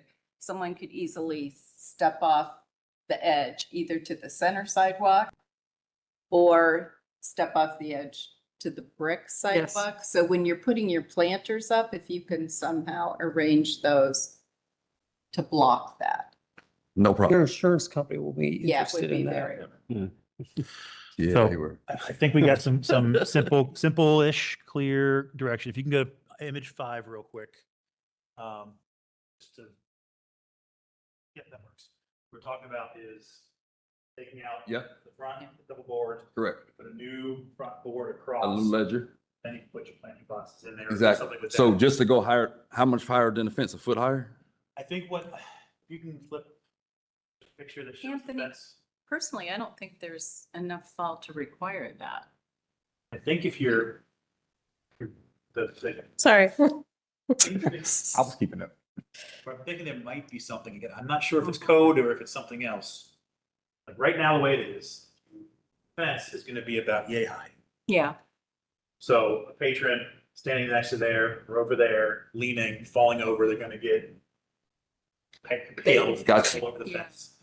To put the planters or something along there keeps them from getting to that Okay. risk location. So Okay. for you, for insurance purposes, and then for us, getting that deck, pull back something in there, lets that fence and deck Got breathe. it. So I should measure that distance of what I got there and then basically incorporate. So if that's, say, if it's hypothetically 10 inches, then I'll make my planter 10 inches higher on top. So then that takes the, Yeah, I think what you're trying to do is you're trying to make enough of a barrier. Somebody doesn't do that. You don't technically have the differential in the fall condition to require like a 42-inch barrier, which Okay. is a guard condition, because that doesn't exist there because it would be calculated from the edge of the deck to the sidewalk grade. okay. And it would have, and if it exceeded 30 inches, a guard would be required. So No problem. I think you're okay. I think what we're trying to get you to do is make it safe for your I got you. Patrons. It's no problem. patrons. Yeah. If you have And then are alternate- we also saying they need to do something along the edge for the gap between the deck and the brick as well as the walkway? I thought I heard So that. probably what I'm gonna do is build a ramp, just a ramp right there with a wheelchair can Ramp get is up even in there, better. just incorporate Yep. that. So now Ramp the is gap will be just right here, very minimum, Yep. and then it'll take up Ramp the. covers that. What about the walkway? Do we need planters around the walkway to prevent a fall there as well? I think that one I think is up to them because that's an egress route to Perfect. get down. Yeah, we could put like some flower, we just got some rectangle flower products, the liquor control, they made us put something from the window to separate our side from the other one, so we can do like some nice little planters just so you can't go over there, that edge of there on both sides, Yep. that'll work. So Would pull, be- pull back from the fence this way Yep. and that front fence, pull back a little bit that way. And you're good. Yeah, we'll pull that back. Be better for you from a liability standpoint. That's what we face the Appreciate couches inward. And the 'cause, yeah. front, we recommend they consult with an ADA expert. Someone who knows the ADA codes I and I can can give you find the, yeah. somebody. Okay. Gotcha. So coming out of this, what we're hearing is you're asking us to amend the application to pull the deck back from the fence in both directions is what you're asking us to approve. Okay. Then plantings accordingly. How, dimension wise? We're gonna have to specify what you want to pull it back. Specify He what? said those two planks right there, so they're 6 inches wide, so we'll pull it back a foot. Okay. Is this, just to clarify, is this something that, based on the motion that you would be making, you'd be comfortable with Kim then staff approving? Yes. Or, okay. We'll give you the dimensions and everything, the objective information, and then Yeah. staff They just need to draft. give final approval. Okay. Look at your Perfect, she's back. I think staff just needs to confirm what they've done is complies with what we said. Yep. Yeah, so it's not a staff approval. We should clarify that 1 foot setback from the edge of the deck. That 1 foot, is it measured from the fence line? Is it measured from the pilasters? Where are we making that measurement? What do you think? Well, if you take 2 planks out, I'm not sure you're gonna be a foot. But. I'll make sure you're a foot back from the fence. I'll make sure. Foot from the fence then, okay. Yes. From the metal fence instead of from the Or- brick, because then I'll. Or do you want to say a foot of planting bed? That way, if there's any stonework underneath that fence, That sounds. you've good. pulled Foot it of planting. back. However you accomplish. Yeah. I got you. And preserve the historic bricks underneath. Huh? And continue to preserve the historic bricks underneath for somebody who When we might. saw the place, we fell in choose- love, and that's the first thing was. When you're brick is digging the up, character, so- the 1 foot, don't do anything stupid with those bricks, Put Oh, them no, underneath, no, so Oh, no, that's what all I was there. doing, like those planks, I just cut them like at an angle according to that slope right there. So all I'm gonna do is peel those back and then I'll recut them and then I'll put a header board in front of that. And then I'll actually sit on top of the brick right there and good. come straight up. Yep, you're good. Cool. Cool. All right. Mr. Chairman, on COA 2600564, 491 South Fourth Street, I move to approve as amended by the applicant that the deck will be pulled back sufficiently on the north and east side to provide a 1 foot wide planting bed. And all existing historic material will remain in situ. Thank you. Second. Any questions on the motion? Those in favor? Aye. Against? Ayes have it. Motion passes. Thanks for coming in. Really becomes your contact. So next steps, contact staff. Staff will take care of getting you the actual certificate, and they can give you any directions from Probably have to do a drawing for We're okay staff. with everything. sketch. We'll send a new drawing and a new picture of the layout. Sure. So we need a new site plan as well as an elevation drawing, but I did want to ask the Just a commission, sketch site plan. what material are you looking for that planter to be made out of, since I was not here for the discussion? I'm not concerned about I it. don't think we care. Plastic metal, it's just a want- temporary. Back from the fence. Okay. And reasons for approval, since this isn't standard, are we viewing this as a temporary Yeah. measure? Okay. Yep. Thank you. You're welcome. All right. You're good. Great. Thank you. Thanks for coming in. Appreciate it. Good luck. We'll look forward to it. Come see us. Will do. Yes. All right, moving ahead to item number 12, COA 2600617 South Sixth Street.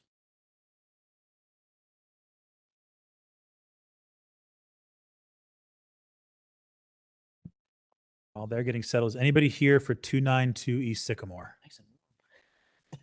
Okay. All right, you're both set. Raise your right hands.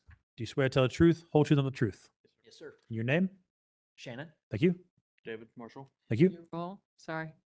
I'm a design consultant at Dave Fox Design. Okay.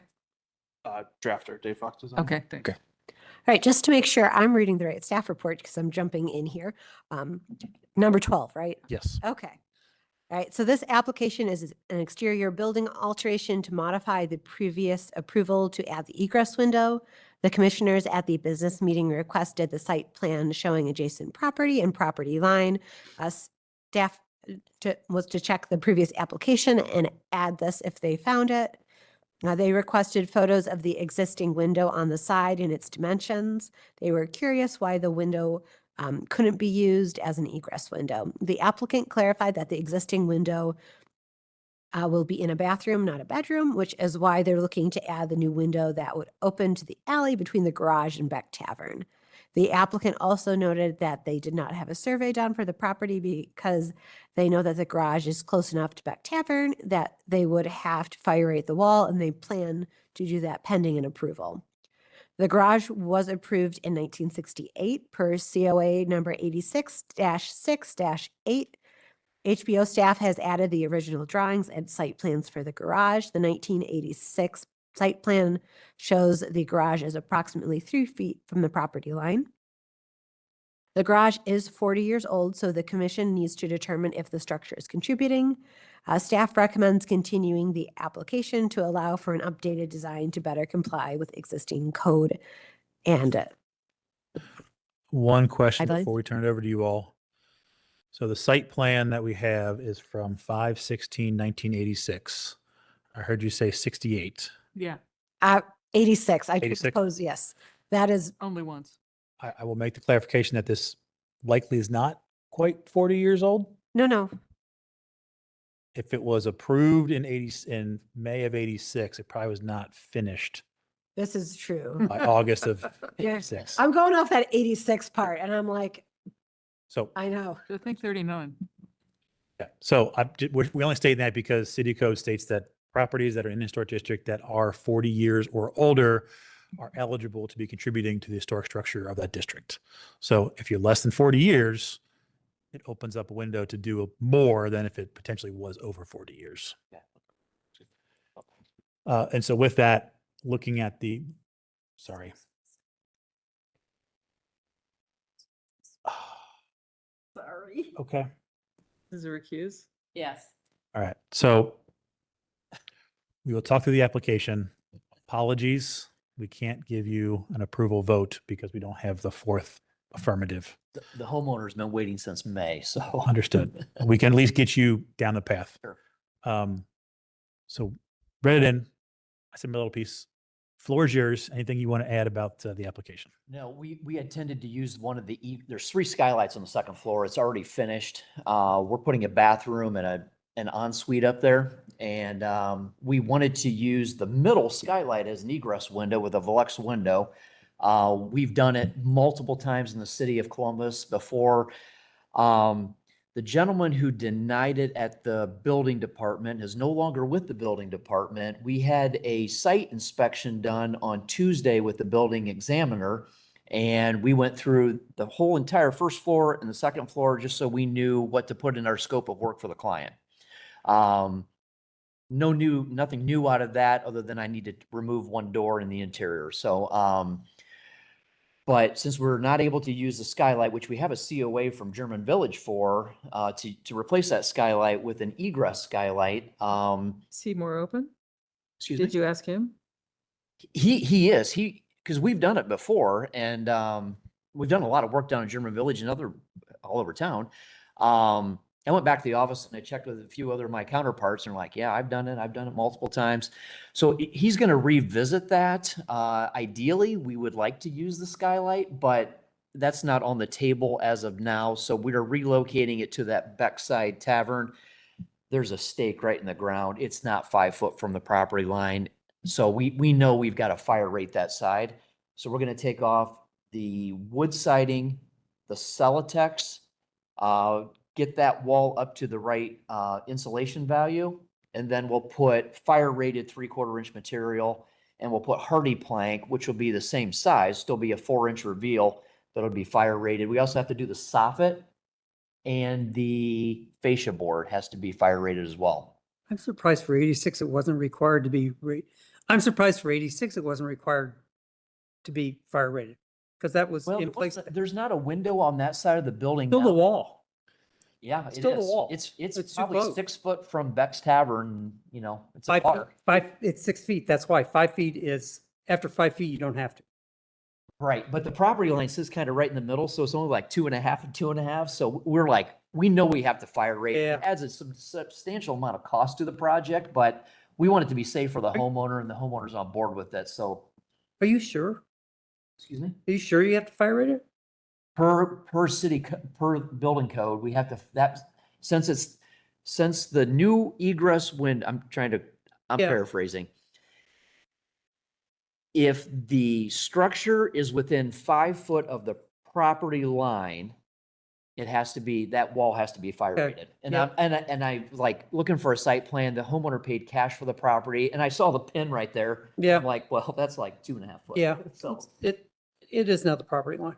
yeah, it's like $15,000 to fire rate that side of the house, but we have to have an egress window. The 3 windows on the other gable end of the property, we would like to use those, but it's in the bathroom, so we have to have an egress window from the bedroom. Bedroom, okay. Yeah.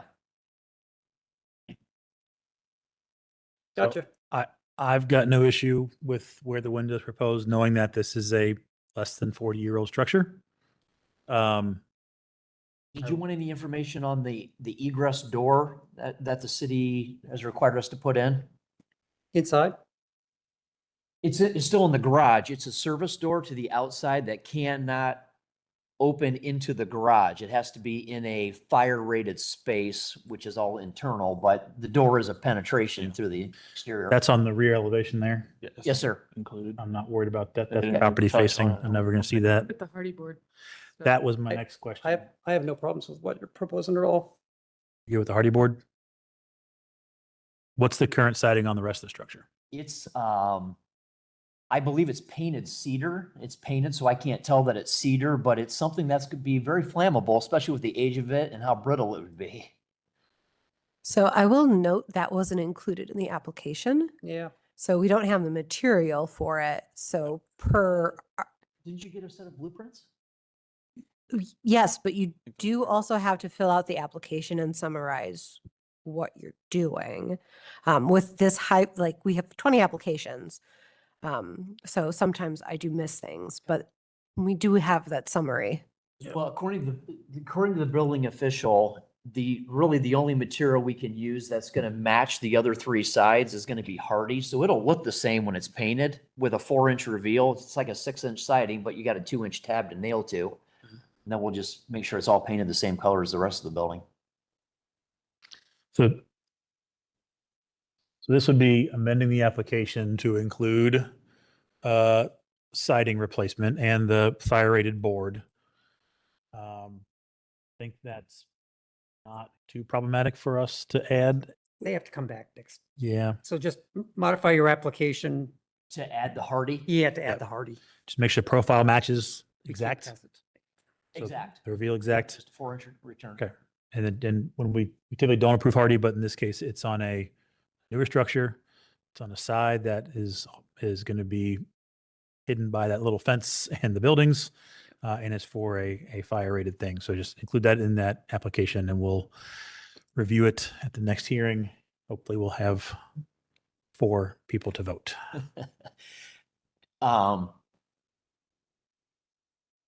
So just a point of clarification, when you said 40 years, is that's the number that I need to keep in mind when I got multiple projects down here in German Village, so I'll be seeing you guys a lot, but so 40 years is kind of the cutoff that you say like, hey, it could be historic or it is historic. That's when the city says that it is eligible for contributing to the historic fabric of the district because it's in the district. Okay, fair enough. And then the commission would look and determine if we believe that it is a contributing feature of the village. Okay. Has it always been like that? I was under the impression it was 50 years. Columbus has always been 40. It's in city code, but nationally, Feds are 50 is the 50. number. Oh, sorry, what was that? The feds are 50. Okay. We do enough projects down here. It's good information to have. I think in my head I had 50 for some reason. Nationally, it's 50. It's because So I'm I knew over we were right at the I knew we were right at the limit there. Just wanted to clarify that. Okay. Okay. Mr. Chairman, on COA 2600817, 596 South 6th Street, I move to continue. Any questions or second? 2600617. Sorry. That's okay. 6886. Good. I think we're all tired. 617, yep. It's late. And I'm sorry, Ned, I missed the rest of it when I. got Move confused. to continue. Okay, second. Any questions on the motion? All those in favor? Aye. Against? Ayes have it. Motion passes. Real quick, we were also number 19 on the agenda at the same house for something else. Can we do that now or do we want to go? It's conceptuals. And conceptuals go at the very end of the hearing. Oh, conceptual. 19 conceptual. 15. Sorry. Oh, I'm sorry. I'm looking, yep. Thanks. Sorry. All right, real quick, let's just check on the go backs. Anybody here for 608 Grant Avenue? Anybody here for 978 Yeager Street? All right, keep on going. Item number 13, 292 East Sycamore. Anybody for 292 East Sycamore? How about 202 East Beck? 202 East Beck. All right. This is interesting. 1 second. Paste that. Paste that. Paste that.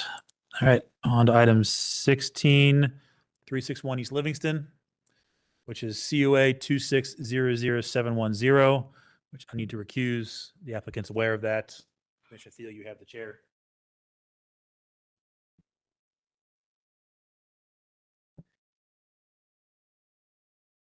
Bear with me a minute here.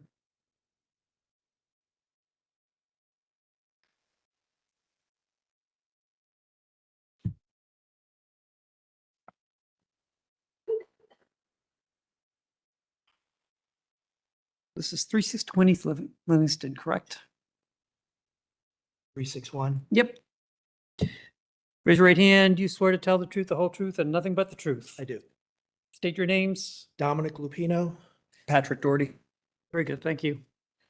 All right, this application is an exterior building alteration to construct an 8-foot by 11-foot, 8-inch single-story addition on the south elevation of the rear of the house. The commissioners at the business meeting were curious what changed from the last submission, if anything. The applicant confirmed that there were no changes made to the design. Interior photos have also been submitted and added to the application. And you'll have to bear with me as well, trying to Coming multitask. back. Yes, I know, but I was like, I can handle multitasking, but apparently not. Staff recommends approval of the application with any and all clarifications submitted to HPO staff for review prior to issuance of a certificate. Basis for recommendation is City Code 3116.12, these standards for new construction, as well as City Code 3116.11, these standards for alteration, the German Village guidelines for siding, the German Village guidelines for alterations to the existing structures additions. And Vice Chair, I hand it back to you. Anything to add? Yes. If you recall, you did recommend at our last meeting last month that we look into maintaining the existing opening that would be within the addition space, Less demolition. going from the existing to the new. I took that seriously. Thank you. I presented it to the owner the following day, along with some sketched revised design ideas to incorporate that. He did not like the fact that the purpose of the addition to begin with was to provide some more open space for the kitchen area, which is within the existing space now, adjacent to the addition. The existing opening, rough opening, is 30 inches. Very narrow opening to go into the addition. So he asked me if there was anything in the guidelines that did not allow for a wider opening than that. I really didn't see that. We provide new openings whenever we do an addition like this, as long as the remaining exterior that is part of the original structure is not altered, which in this is the case. We felt it was appropriate. Again, it's all about the space. It's about this particular lot as well. I don't know if you have an overhead of this available, or the site plan would be enough.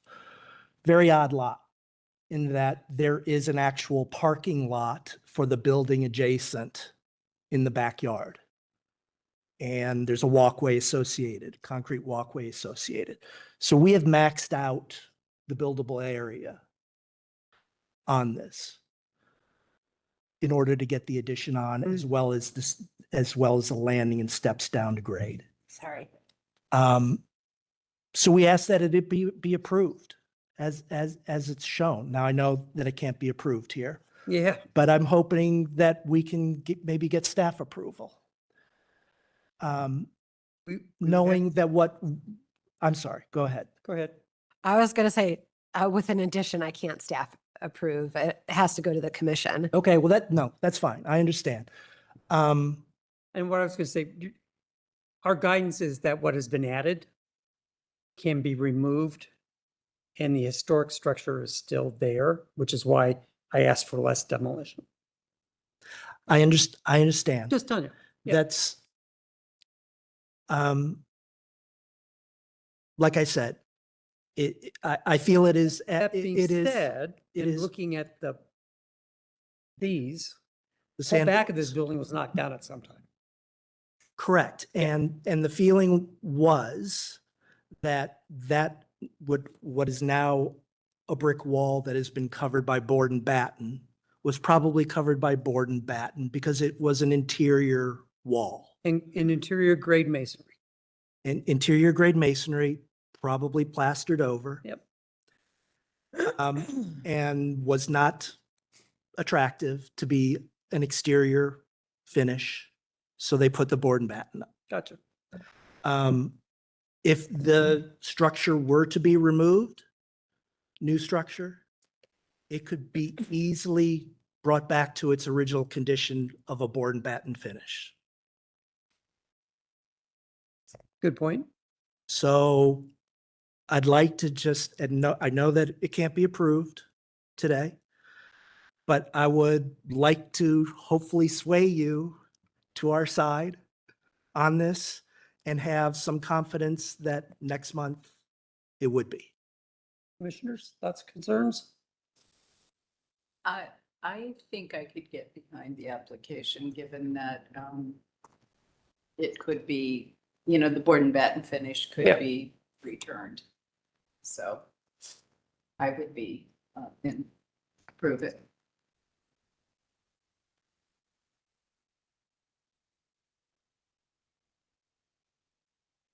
Thoughts? I could probably get there. I don't. love I'm it, good. but yeah, but I could. Take the Straw win, vote, pretty positive. take the win and run. That's the best I could hope for There today. you go. Would you May- like may- us to continue this? Yes, I would. May I ask a question? Yes. Is there a way that what's happened here tonight with somebody needing to be recused themselves and not having 4 people here to vote on it, that this, at the very least, we get notified? I don't know if this was an emergency thing, why? It's sort of a delay. It's kind of a It's ve- hardship it's- to the it's to the very- owner. It's I'm going to say very unfair. We didn't know coming in here either. I'm sure. I'm just wondering if there's some. 2 missing, all we needed was one of them. Didn't know that. Lord knows what came up. In all the years I've been on the commission, cannot think of this ever happening First for me too. before. Yeah. I just wanted to know if there's a way, maybe at the very least, could it be automatically tabled so that we don't have to spend the time to come down here again? That's a good I have to question. charge the homeowner for this time. Yeah, I know. That's the question. Yeah, so since that's what you're hinting for. So most of the time, this does not happen. We had one outstanding commissioner who I was not sure was attending or not, but typically they've been pretty good about emailing me. So I thought my email may have gotten lost and they would show up, which wasn't the case. So I did not do my due diligence and I apologize. And I had forgotten, as Ned had pointed out earlier in the hearing, that the German Village Commission is the only commission whose bylaws. Commission. Yes. Everybody, all the other commissions had approved that bylaw amendment, but we got snagged by our own rules. I don't know if you heard Anthony's explanation about that. we were going to vote on the bylaws and we got a hitch on it and then we lost track of it. And I think COVID hit on top of it. That was, No, that was after COVID. Is it Because after- it was, really? yeah, it was 2023. okay. Is it possible, though, until we get the bylaw changed, that we could understand if we have a small group to see where people are going to recuse ahead of time? I will I know it's a ask, lot. I will ask the historic preservation officer because it definitely has greatly impacted us. And Yeah. I Yeah. Yeah, I I apologize. appreciate that. You don't need to apologize. It was just a question. No, valid. no, that's fair. And I appreciate it. We appreciate your patience and Because the volume this month was very significant. It sure was. Yes, and you don't know how many things got moved to staff Right, approval, like right. pages and pages. Right. So it's a hardship to have to do this all manually. Yep. Thank you. So tabled, Continued. continued, I mean. Yes, Thank you Ed, very much. did we vote on it? No. No. I don't know if you. Did you interrupt us? All those in favor? Wait, who made the motion? Yes, so- No. Well, let's take a step back. Very good. Sorry. I am distracted. Item number 16, COA 2600710361 361 East Livingston Avenue. I move to continue. Second? Were you asking or were you seconding? No, he said it. I'm I at- thought you said, Oh. it. I'm sorry, second. I apologize. All those in favor? Aye. Thank you. Thank you. All right, and since the commissioners didn't ask for any additional material, you will automatically be placed on September. You guys have more Unless, stuff and if you than want to submit additional stuff, you can. Right. Thank you very much. You're welcome. Thank you.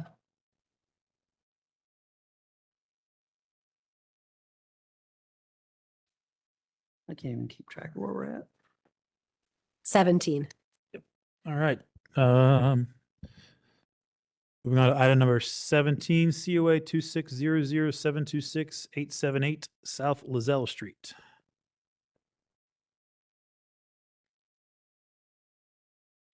Once you're settled, if you'll both raise your right hands. Do you swear to tell the truth, the whole truth, nothing but the truth? Yes. Your name? Megan Rolfe. Thank you. Joel Burke. Thank you. You let us know your roles on the property, Oh, please? your Yeah, roles. so I bought this property. You're the owner. I did. I plan to live there. I don't Right. plan to. Real quick. Happy to She hear. just wants to know what the roles are, and then we're gonna have staff read the application in, and then it'll be your show to give us the And feedback. your role? Designer. Thank you very much. All right, now staff can read the application in. All right, this project is an exterior building alteration to construct a 140 square foot addition to the rear of the property, including a French door with side lights clad in hardy panel board and batten at 12-inch spacing painted. The addition likewise integrates a new roof line over the rear of the house, covering both the addition and shed roof construction over the proposed bedroom for more ceiling height, roof pitch and materials to match existing. The front exterior amendments include a new 16-inch tall gas lantern and the replacement of a deteriorated window box with a new PVC style. Existing wood-burning stove, metal chimney will be relocated. The Historic Preservation Office typically recommends against moving chimney features as their contributing features. The commission should discuss if relocating the metal chimney is appropriate, given the uniqueness of the property. Staff recommends approval of the application with any and all clarifications submitted to HPO staff for review prior to issuance of a certificate. Basis for staff recommendation is City Code 3116.12, the standards for new construction, as well as City Code 3116.11, the standards for alteration, and the German Village guidelines regarding siding, as well as the German Village guidelines regarding alterations to existing structures, additions. What year is this property? Do we know? Generally? I think it was 1940-ish. Okay. So previously heard, before we give you the floor, previously heard this was originally built, it was way back. And then it was a garage for a short period of time, and then it became a residence. Okay. Has been a residence for a very, very, very long time. Okay, But thank it you. was originally built as a garage, correct? Yeah, for the house on Mohawk. Something else, that's what I was its curious about, original yeah. use. Yeah. Yeah, all right, thank you. So, and the evidence we found for that being a photo of it, but it was like a small window of time. Okay. All right.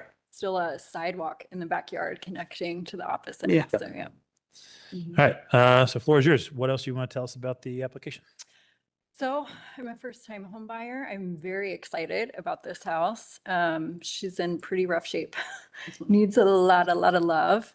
So I have a lot of ideas for the place, but I also want to honor its historical details and just appreciate your guidance in this process. All right. The house is quite small. And so the addition is just to try to make it more functional. Questions, comments from the commission? The only thing I had was, where do we stand with Hardy Board on a historic structure addition? So we have approved kind of en masse Hardy board and batten. The Hardy sheet good Yeah. for the board, and then we typically do like a wood or a boral batten. Not sure we've done Yep. Hardy battens, but the sheet goods we found have been installed and they've held up. But it's the plank siding, Clapboard, yeah. clapboard said that was problematic. It's not, okay. And we've been testing a new style of Hardy on some applications. So in this case, it's board and batten. Correct. Yeah, and the majority of the building is cinder block, which I think Mhm. you can see from the photos. And I think we were here a few months ago with a different client. So we're excited about Megan that took over this property. So we wanted to find different material to not mimic the wood siding, which is a maintenance concern. Although she is replacing and repairing the wood siding on the front. In the back, we thought we would go with something different, just as, an accent piece. We thought the Hardy was acceptable on a new construction, given it would be, true and plumb.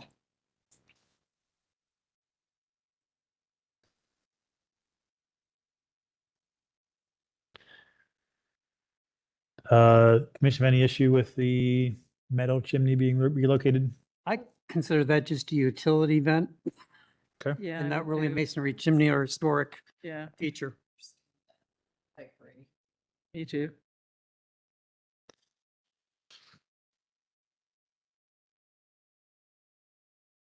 I have no issue with the design. My only beef is the gas lanterns, as you all know. I'm a stickler, but that's me. And you gotta look at the application for the village. The National Register application mentions gas lanterns for a says where- village field, Village field gas lanterns. but then nowhere in our guidelines do we mention anything about gas. But I gotta go lanterns. back to that. Yep. I gotta go back to that. The precedent that there are a lot of them in the village. Yeah, there was. These, especially there used to be street ones. Sycamore used to have them up and down Sycamore. But the When do we talk about gas lantern? At least once a We're month? just trying to convince Anthony trying to to convince me. ease up. It's, Which is, if we're saying it was built in 1940s, it would have been electric at that point in time. And do note that we offered a smaller gas lantern style to fit the size of the building. Understood. In the hopes that And that would win the favor that's- of the, that- of I'm just of the trying to chair? bring the German, yeah, Yeah, careful with Yeah. that. the atmosphere. Yeah, be careful with that. Faux historicism is a slippery slope. Some of us feel very strongly about it. Yep. Stunningly. So is that, that represents a 16-inch lantern Correct. to scale? To scale. It's a very humble structure. So we tried to find the Yeah, smallest gas lantern. Agree. Humble is right. And so when you say you have small big space. plans, you're not going to do anything crazy, right? No, no, Okay, no, good. no. I Humble is, definitely humble want- is the byword here. You know, when I bought this, so many people were like, oh, this was a garage. You need to put in a garage and build up. But I mean, I kind of like that it's small. I think it's very charming. I would just like to add that extra space in the back to make it more functional, easier to live in. Yeah. Selling past the sale. Keep. I have nothing. I'm good. I am going to state that the fact that it's a 16 inch tall gas lantern will get me off the fence and in Woohoo! favor. That's my new restriction. Woohoo! Great work. Okay. Made my day. All right. Are there any other questions or question information? My only caution for asphalt shingles to match, we've been getting word that contractors are having trouble finding 3-tab shingles. So if you have a 3-tab shingle that is not from the approved list that matches, make sure staff knows. The fact that it is not an approved shingle, I think the extenuating circumstance is the fact that you're matching what is there. But if what is there is no longer available, contact staff. We're open to new manufacturers. We're open to potential new gray colors, but we need to make sure that we get the information to staff so we can get in the process and get it officially in the hopper for approved list. And this is a small enough quantity, you may find somebody still got it. And there's a chance that given the amount of roof work in the back, I'm not spending your money for you, but you just end up doing the roof entirely with a approved. Yep. But we started with match existing because Yeah. I didn't want to spend my client's money. I get it. Good. I appreciate it. Any other questions? Mr. Chairman, on COA 2600726878 South Lozelle Street, I move to approve as submitted. Do you have one Second. more? I have one more question real quick. Looking at the rear elevation, sorry. Yeah. The rear elevation, and this shows it actually well. You have some, it looks like some corbel exposed rafter tails around the front of the building. Is that wrap also around the other side? And this new portion is going to have none of that? Is that the proposal? It stops at what we'll call the original addition. If you go to the floor Okay. plan, She doesn't have it. one more back. So that little smallest addition in the back, you can tell is an addition to the original, whatever garage was. Okay. So they stop at that line. Okay. So we didn't want to mimic it to. Good. I just wanted to clarify. Okay, we got a motion. We've got a second. Any questions on the motion? Yep. All those in favor? Aye. Ayes have it. Motion passes. Thank you. Thank you. Thank you, guys. Thoughtful. Thank you for the thoughtful piece of work. Moving on to item number 18, 982 Yeager Street. COA 2600727 982 Yeager Street. Once you're settled, if you'll raise your right hand. You swear to tell the truth, the whole truth, and the truth. I do. And your name Chad Porter, and your role on the project. designer and builder. Thank you. Right. Oh my God. We're okay. We're just having a brain reset moment. It's good. Okay. It's all good. All right. This application is for landscaping to add a brick patio and walkways, flagstone walkways, and pea gravel patio for a wood burning fire pit. Construct an arbor and trellis wall in front of the new garage at the 2 different heights. Plant new trees and perennials per the submitted site plans. The existing brick walkway at the front and side of the house will be repaired. The commissioners at the business meeting wanted to confirm if the proposed trellis was attached to the garage or if it was freestanding. They also wanted to know the age of the garage, which staff had offered to confirm by looking through the files. The garage was altered in 1998 with the recessed portion from the back being the addition. The single bay closer to the street does appear to be historic. Staff recommends approval of the application with the condition that the trellis is detached from the garage. Basis for recommendation is City Code 3116.11, the standards for alteration, as well as City Code 3116.13, the standard for site improvement, and the German Village guidelines regarding site lighting, street furniture, pools, fountains, and gazebos. Anything else to add? The trellis is detached. The arbor is detached and the top support on the trellis is on the back of the arbor. That's it, really. How far off the siding is the trellis? 2 inches. 2 inches, okay. I asked because we don't want to have ivy growing up Right. in slats.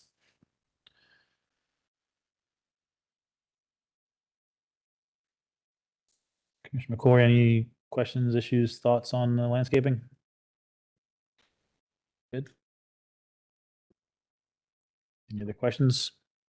If there are none, is there a motion? I'm good. Mr. Chairman, on COA 2600727 982 Yeager Street, I move to approve as submitted. Any questions on the motion? All those in favor? Aye. Aye. Against? Ayes have it, motion passes. Next time. Come in. Thank you.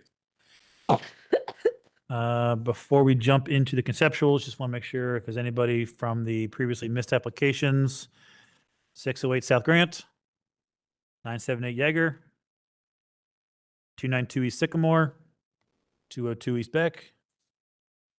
All right, here none. Moving on to conceptuals. Item 19, COA 2600-618, 596 South 6th Street.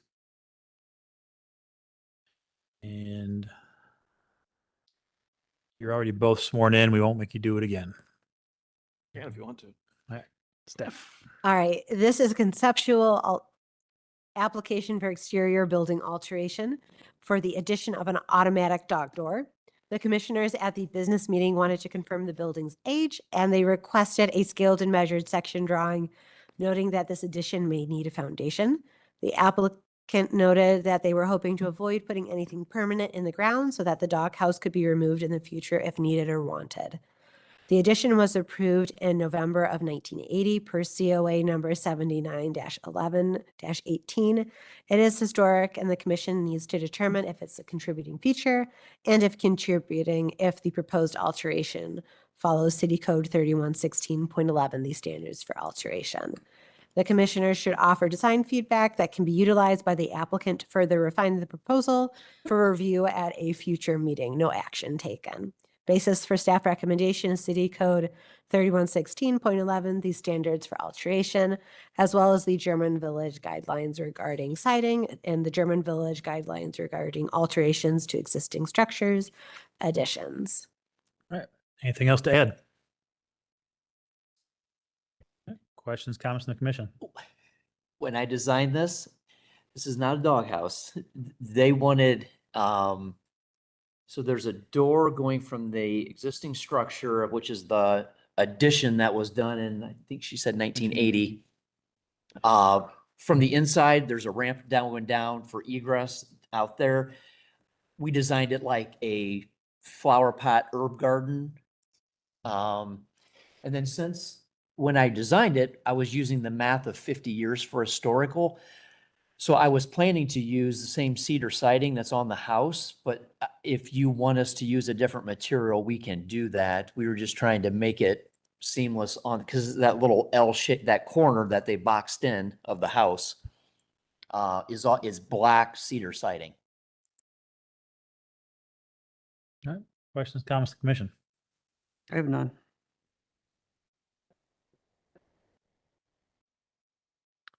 It's an interesting application. I've got no issues with it. Thank you. That's why I put them as two separate, because Yeah. Well, so you stuck a husky on the last page, so you're pulling my heartstrings. All right. I think it's good to go forward with it. So Do you have an opinion on what we should use for the exterior for the siding? I was planning to use 6-inch cedar and then just have 4 inches of reveal so it matched that whole area, paint it the same color with the same trim boards. But if you want me to use a different material, I can explore that. Okay. cedar's All good to appropriate. me. Okay. No, in previous with additions, they need to like look different. I- So we didn't know if that applied to this or I not. sort of feel like I don't want it to match. I agree with you because I thought when you're from the street, you can't even hardly tell it's there. Yeah, You just see even the flower elevator, pots. you can't- What's that? That's good. That could be good. I will say, I don't care either way. I If it don't matches or either. doesn't. To me, it's more of a decorative element that just happens to penetrate the wall. Which is why I felt like it should be different material. I also didn't want to call attention Pay attention to it, I get that. Yeah, I think of it as just temporary anyway. Yeah, you could crawl through. I was thinking it's best to just kind of. You don't get stuck in there. It's not very big. Yeah. We did have a dog door on Beck Street Mhm. for a very large dog, and it was removed probably within a year because they had somebody use it for entrance to the building. Well, the doggies on this one have to have a little something on their collar. Yeah, this was before the, I asked the homeowner, I'm like, you want to do what? What? Raccoons, gophers? You can climb up in there. that was before that. Okay. technology was available. Sure. I don't think we have a preference of what Okay, material, so you. propose what you're wanting to do and we'll take a look at it when you submit. Do we need to resubmit? This is conceptual only, Oh, so we I'm don't sorry. take action. So you'll need to. Thank you. That was my question. Today to do it. It typically takes me a couple days to do the. Do we have enough to go with it? Okay. You work faster than I So am. it's staff approval? We'll get it to you. Do we have enough to approve based on what we have? I would certainly be okay with staff approval. Are we able to move something to motion? You have to vote to move it and then you have to vote on it. Okay, shall we? So here's the option for you. Understand that you were planning on doing cedar and the same painting color. If you would like us to vote on that as it is here, I think we've got enough that we can move this to action and take a vote. Or if you want to go redesign and change materials and everything, you can. Come back. I think we're good the way we have it. Yeah. Yeah, really. If you guys are okay with the. Go for it. Okay, Mr. Chairman, on COA 2600628596 South Sixth Street, I move to move it from conceptual to active. Action. Second. Is there a question on the motion? All those in favor? Aye. Against? Ayes have it. Mr. Chairman, on COA 2600628596 South Sixth Street, I move to approve as submitted. Second. You said 628, 618. I've got 60. He has trouble with numbers sometimes. Numbers are hard today. It's the way. No, sure enough. All right, so we got the correction of the number. We got a motion, we got a second. Any questions on the motion? All those in favor? Aye. Against? Ayes have it. Motion passes. It's good for typing instead of cutting and pasting. So just to Approved as clarify, submitted? it's approved as submitted. That allows us to get a staff approval since you've already approved it. You got a, no, you got a COA now. That's good. Oh, okay. Just get with staff and Just So approved. stop talking. Yes, Yes. that's exactly the right thing to say. take it and go.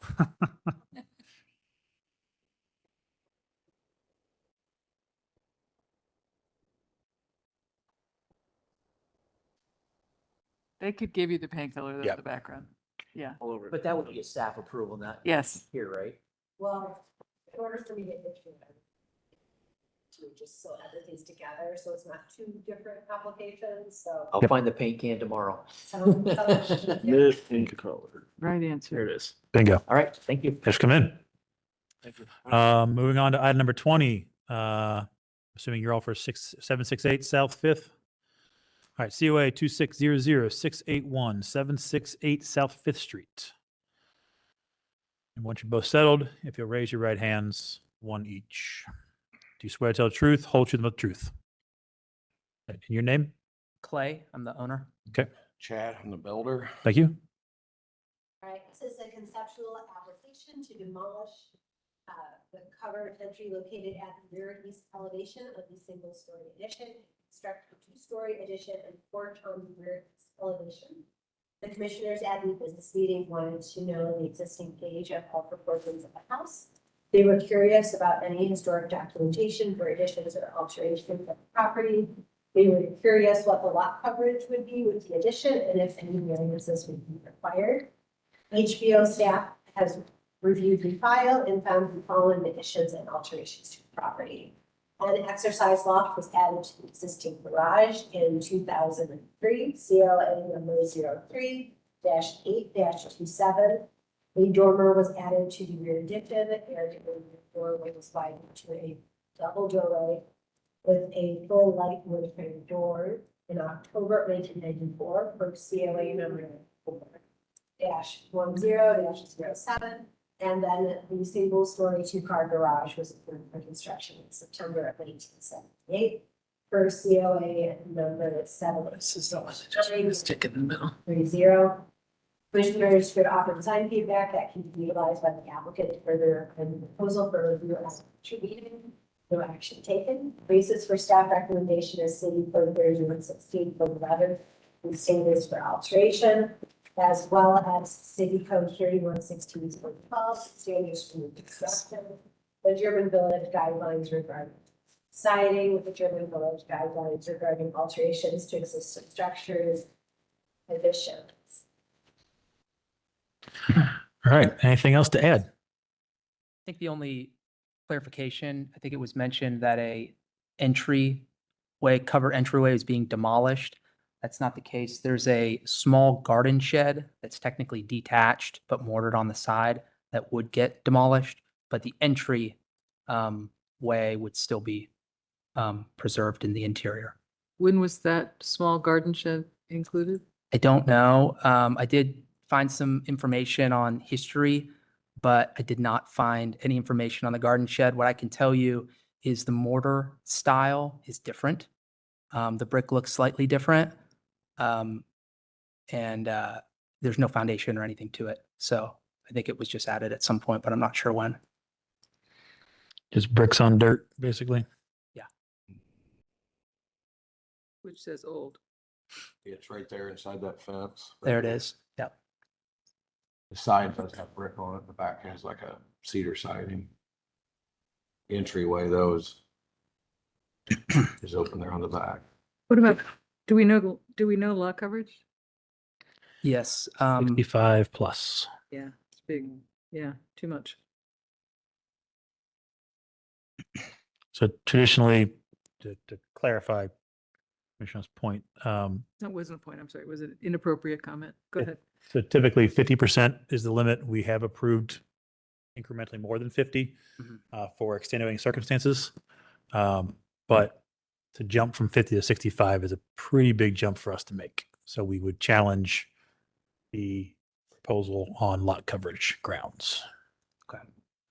I'm not sure if adjacent homes near blocks or reference homes would be appropriate to provide in any future considerations, but certainly we could do that if so. I think having something adjacent, take a look what their coverage is versus what your coverage is proposing. I think it's worth a conversation piece. Have you looked at the components that the staff attached and what they describe are appropriate? Have you guys spent time studying those, the guidelines and the other regulations? From materials, No, in general, about massing, about coverage, about all that stuff. Do you feel like you know? 'Cause she said, read this stuff and come back with your thinking. Have you guys been able to do that? We haven't. The architect actually that designed this is here a lot, Scott Baker. So he knows pretty much everything about that. So I would have to reference him on that. He came down ill just before we came in here, Got it. but I do know that the 2-story section was done that way to try to keep the 1.5 section by itself and match the 2-story addition with the massing of the 2-story of the house. We did try to keep the doorway entry in the same place, the window on the 2nd story in the same place, although that will be changing to a door. So doors are all in the same place.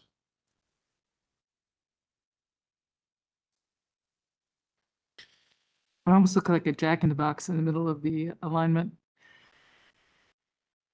Yeah, the guideline section about additions talks about roofs. Right. We've had conversations in the past on applications about the choo-choo effect, where you keep adding onto the back, and now you have an L-shaped roof. You got a gable roof with the dormer. Now we have a pyramid roof. I'm not sure what the terminology is for that. Yep. And then another hip roof. Then another kind of gable roof on the porch. We're getting a hodgepodge of roof forms, which can detract from the language of the village. if you could scroll to the one, I think it might be helpful where it looks at from behind. We did try to match, yeah, that one right there. We did try to match the hip roof style from the front to the back. So you can see it's slightly smaller than the front. I know you'd asked if we had read up on this. It is slightly smaller. So just from a profile perspective, we tried to have that same matching versus a gable, which would be different than the original structure. But certainly hear what you're saying there from a changing of roof. The original intent was actually try to match the aesthetic and not have a large variance from that perspective. But if a gable would be more appropriate, you know, I'd be open to your suggestions. I personally have a very negative reaction to the roof line and to the lot coverage. just so you know. One-story portion is marked as a porch and in plan looks like it's open with columns and roof. But then in one of the elevations, it looks like it has sides, infill sides on it. Right. What is?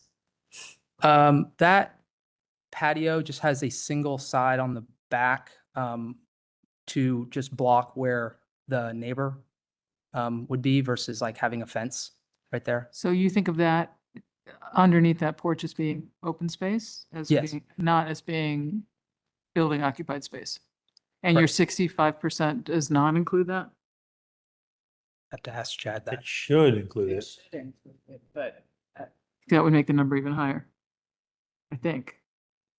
Do you know, Chad, if that's? I think that porch is covered in the 65. Okay. That would be important to know. Yeah, the only thing that was there for is just to block a view. I think that was something you were thinking, instead of having a fence there, it just blocked the. But if it's just blocking the view, is it part of the coverage? I don't think it is. well, I can find out real quick. Let me run the numbers of what is proposed. We did add a lot coverage document. Yeah. I'm just calculating the length and widths of each piece. So the addition footprint, not counting the porch, is 320 feet, roughly square feet. And do we have an existing versus proposed? Do you have the site study where it shows the lot coverage on there? Yeah. This is not telling me what is there currently. Yeah, there's a survey without the addition the way it is now, and then there's the site study with the addition.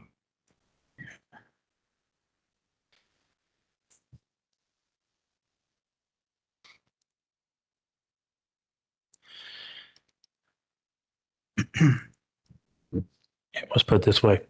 Clarify when you come back what the current lot coverage is compared to what the proposed lot coverage is. And historically, has this commission, been okay up to 5%, 2%? we, correct me if I'm wrong, but if we have in the past taken into consideration, thank you, when a garage was being added. Meaning what? As opposed to, like, if what you were proposing would exceed the 50% lot coverage, and part of it was for a garage structure, then because that was taking cars off the street and that was providing parking, basically in the village, it was That's interesting. considered. I've never done that at another commission. It's always been part of the lot coverage, the Well, garage. That was my we have made that consideration. I believe you. It's just I interesting. know some considerations we've made is if you've got like a little cottage, rather than having to go up on the cottage Mhm. or to go too tall on the addition to make the space work, chewing up more land. It was kind of like the offset to not have cottages being destroyed. Just Yeah. different from other commissions, Yeah. but I think there's elements of that that make sense. The other thing we have is if you have a lot that was a full length, full block that's been split and there's no rear access, Right. you're never going to have a garage. So sometimes a reasonable size addition is going to push you over to 52, 55. But we're not ever talking 65. No. Yeah. Very, very rarely. What was the number again? You said you've swung to 55? I remember 55 in some I situations. think 55 was probably doable. Yeah, I don't remember going above that in any, except for extreme circumstances. But it may resolve itself with the porch stuff if you sort that out, depending on how it sorts out. Yeah, we'll double check that. And we think the porch is not included in the coverage, right? Well, I don't think know. it's not, but when I It should look- not be. I mean, well- it should not be included in the coverage. No, it's. If it's just one-sided, it should not be included. Double check building or zoning. It's Yep. a Section of the code that we're much more familiar with. Yep. Okay. So check with, So we can check. So you're saying that if it possibly could be. If it's not, we could remove that one wall and it wouldn't be considered. I'm not saying anything. I'm saying that seems a point of confusion to me, and staff needs to figure out what the calculation should or should not include. So And you that's- guys need to follow up on that. That's clarification for building. and Yeah. zoning. So are you talking to building and zoning about Yep. lot coverages? Mhm. Ask for them to clarify.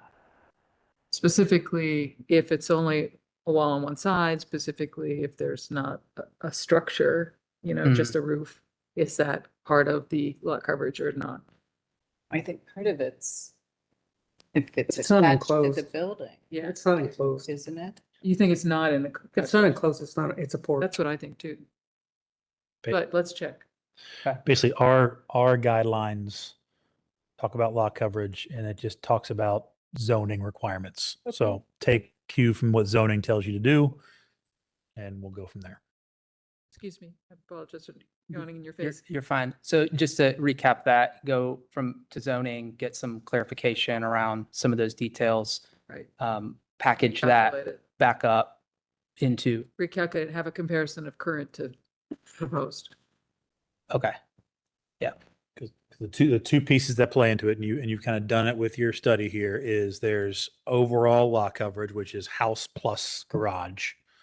And then you have rear yard coverage, which is just the garage. And as your house gets bigger, your rear yard gets smaller, which drives up the coverage of your garage because of just space. Mhm. Those are the two pieces that code zoning worries about. Yeah, got it. My comment question for you is when you're talking to zoning, the north facade, you're showing it only 2.06 feet away from the property line, which means you're definitely going to be fire rated. Typically, if your wall is extending into that 3-foot zone, we have seen it where they say you can't have an overhang, and now your roof form's all screwed up. So get that clarified before you come to apply to us. Because if you we approve a design and you're out there constructing it, and it turns out that you lop off the overhang, it's gonna be a bad day. Mhm. So Good point. Do I we did have certain- feedback on the overall design itself, Ned? Pardon me? Do you have feedback on the overall design No, itself? I don't care for the hip roof. I agree it should be gable, but and I can't object to the lot coverage, to be honest with you. Okay, good to know. Interesting. But if it's gable, you would feel more comfortable with the overall Yeah, I don't design? think hip's appropriate at this point. So you'd rather us match the 1.5 versus the main? I'd rather see a flat roof, to be honest with you, on top of that. Oh, that's interesting. Hmm. I just think it looks like a jack in the box. Is the, just general question, architecture, design, is the hip roof just something that you disagree with aesthetically, or is there the historical significance that's kind of causing the concern? It lessens the dominance of the original historic house. Right. You're trying to showcase the original building. I see. That's- And you think a that's- gable would be more of a blend, or a flatter would be more of a blend? It goes more with what's there, but it's still going to be huge. That's why I said, if you want 2 stories, I'd be looking at something flat or much lower. Yeah, so the hip though is causing it to be out of balance. Okay, that's interesting, because when we were Get doing or it, get we that actually hip- were, Get that hip down. Yeah. Because it looks it needs to be lower than the primary structure. it is lower, but if you go from behind, it is a little bit lower, but we can certainly review that. I know that was one thing that you can kind of see here. I think part of it is you're lower than the existing hip piece, Right. but you're higher than the ridge line that's just in front of that piece. So It's the 1.5. the bulk of the ridge is actually lower. It's just that one little piece is what's popped up. If you can get it below that ridge, I think that might help Yep. soften it, pull it down, and become more subservient to the primary structure. Helpful. Yeah, I got you. Even now. if we leave it a hip? Or is it hips Just out maybe total? not such a tall hip. I don't love the hip either. But maybe we can explore, I mean, we can certainly Yeah. go back and explore what lowering would be and then possibly converting it as well. Just functionally, that's, The hip is more subservient than a gable roof. oh, okay. I just think you need to get it down. I think said what might be it's more setting it for off is the curb fact that than we a don't gable typically roof. see a lot of hips where comes to effectively a point. That's true too. Usually the hip is like extruded, you Mhm. have a ridge line. Right. This is just, it's a pyramid on top. This Safe to do that. This is the same argument we had over on Jaeger. Yep. Remember? Yep. House over there, same idea. Okay. It's good feedback. We wouldn't be too opposed to a flat roof, but we were actually going to put the HVAC unit in the attic there. So I know that's putting the cart before the horse, but that's one thing we had to consider. You could look at a flat roof with a Parapet. parapet. Mhm. With a what? Parapet. Okay. And Like a it can still utility. stick above the parapet, nobody's gonna see it. From grade. Key message is the interior should not drive the exterior. Right. We're focused on the exterior. Yeah, we were actually looking at a gable roof to begin with. Just the way it tied in wasn't really going to work that well.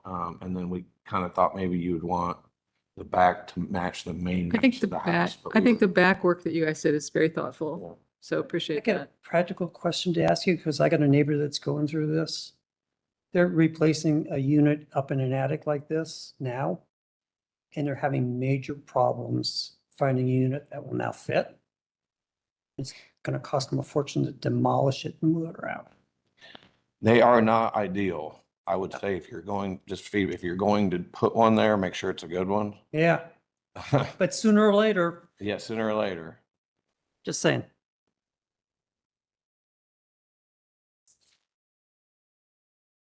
For the commission window styles, they're showing casement windows. 9/9s. I didn't even notice.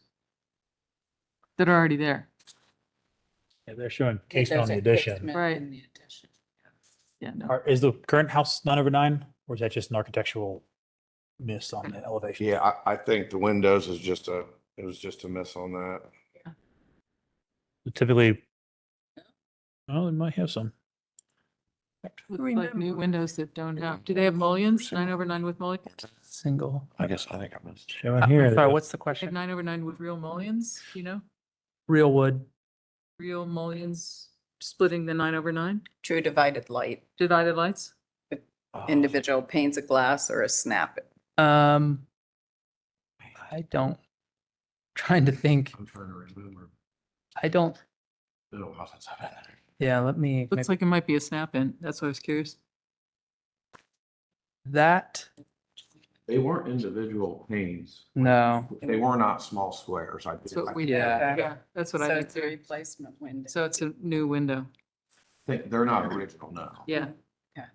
And I bet they were not approved. Not going down that rabbit hole today. But let's talk about gas lanterns when we. Nope, nope. I One in this house? No. so the reason I asked about the windows is continuity. We Yes. deviating massive materials details. If you deviate all three, can be problematic. But I don't think we want to do 9/9s. I would agree. Yeah, yeah. So casements versus double hungs. Double hungs. Double hung. Would think. What's that? Is there any reason do we do casements normally? We usually do. We only have done them when they need egress for some reason. That makes sense. Yeah. But you can get you can get casements that look like double hungs. For Yes. egress. That's Yes. fine if you want to do that. And then detailing of trim around said windows. There's in the guidelines, page 79, 83. There's a detail in there talking about corner boards and all the different dimensions for the different parts and pieces of your trim. Mhm. So that's all I got. Good. Anything else you need, feedback you want from us? I would just like to ask one more question is, so when we submit, exterior siding, we have it now because of some of the other homes in the area they were a hardy board and batten siding and whatnot. So that's why we didn't go with the brick. Is that what you guys would lean towards, just to give us an idea? We have approved board and batten. I think one of the things that can be troublesome is when you start doing 2-floor tall structures, that meeting board in the middle can get kind of wonky with board and batten, especially water runoff and sheeting. And then detailing it right to make it not look weird. Because if your first floor is really tall and your second floor is really short, your proportions can get messed up. We're not saying you have to use board and batten, but if you do, we have approved hardy sheet goods, sheet panels. Want to do horizontal siding, the fact that you have brick on the main structure makes horizontal siding also an option. We have not, if you're looking for hardy for strip siding, we don't approve the traditional hardy, the floppy stuff, but they do make like an artisan series that has a little more heft to it that we have approved on primary structures. For the horizontal. If you want to do horizontal, boral, we've approved boral or whatever the new name for boral is, or wood's always an option too. We're open to other ideas. If you have a product in the market, bring it to us. We're always looking for something that's not just prescriptive of the same things. If there's something good out there. This looks like the detail board and batten over at 758 South Fifth, which works. This was the initial idea, but I don't think we're married to one particular manner, whether it be the vertical component or the horizontal. But yeah, similar. Would you like to see everything done this? If we do a horizontal, would you like the whole side of the addition to be the same? Or do you like to break it up? I think the same unless you have a reason to break it up. I don't understand the question. Just a lot of times we'll do horizontal siding on the bottom up to the break, or we'll do vertical on the bottom and then or horizontal on the bottom and then a board and batten like a vertical siding on the top Second floor. to break the 2 floors up. That was my question on if you rather To me, see it- that to or. me, it's better just to do the same thing, so the addition reads the same on both floors. But modern. Differentiated as a modern. It's starting to get too complicated. Yeah, I agree with that. Great.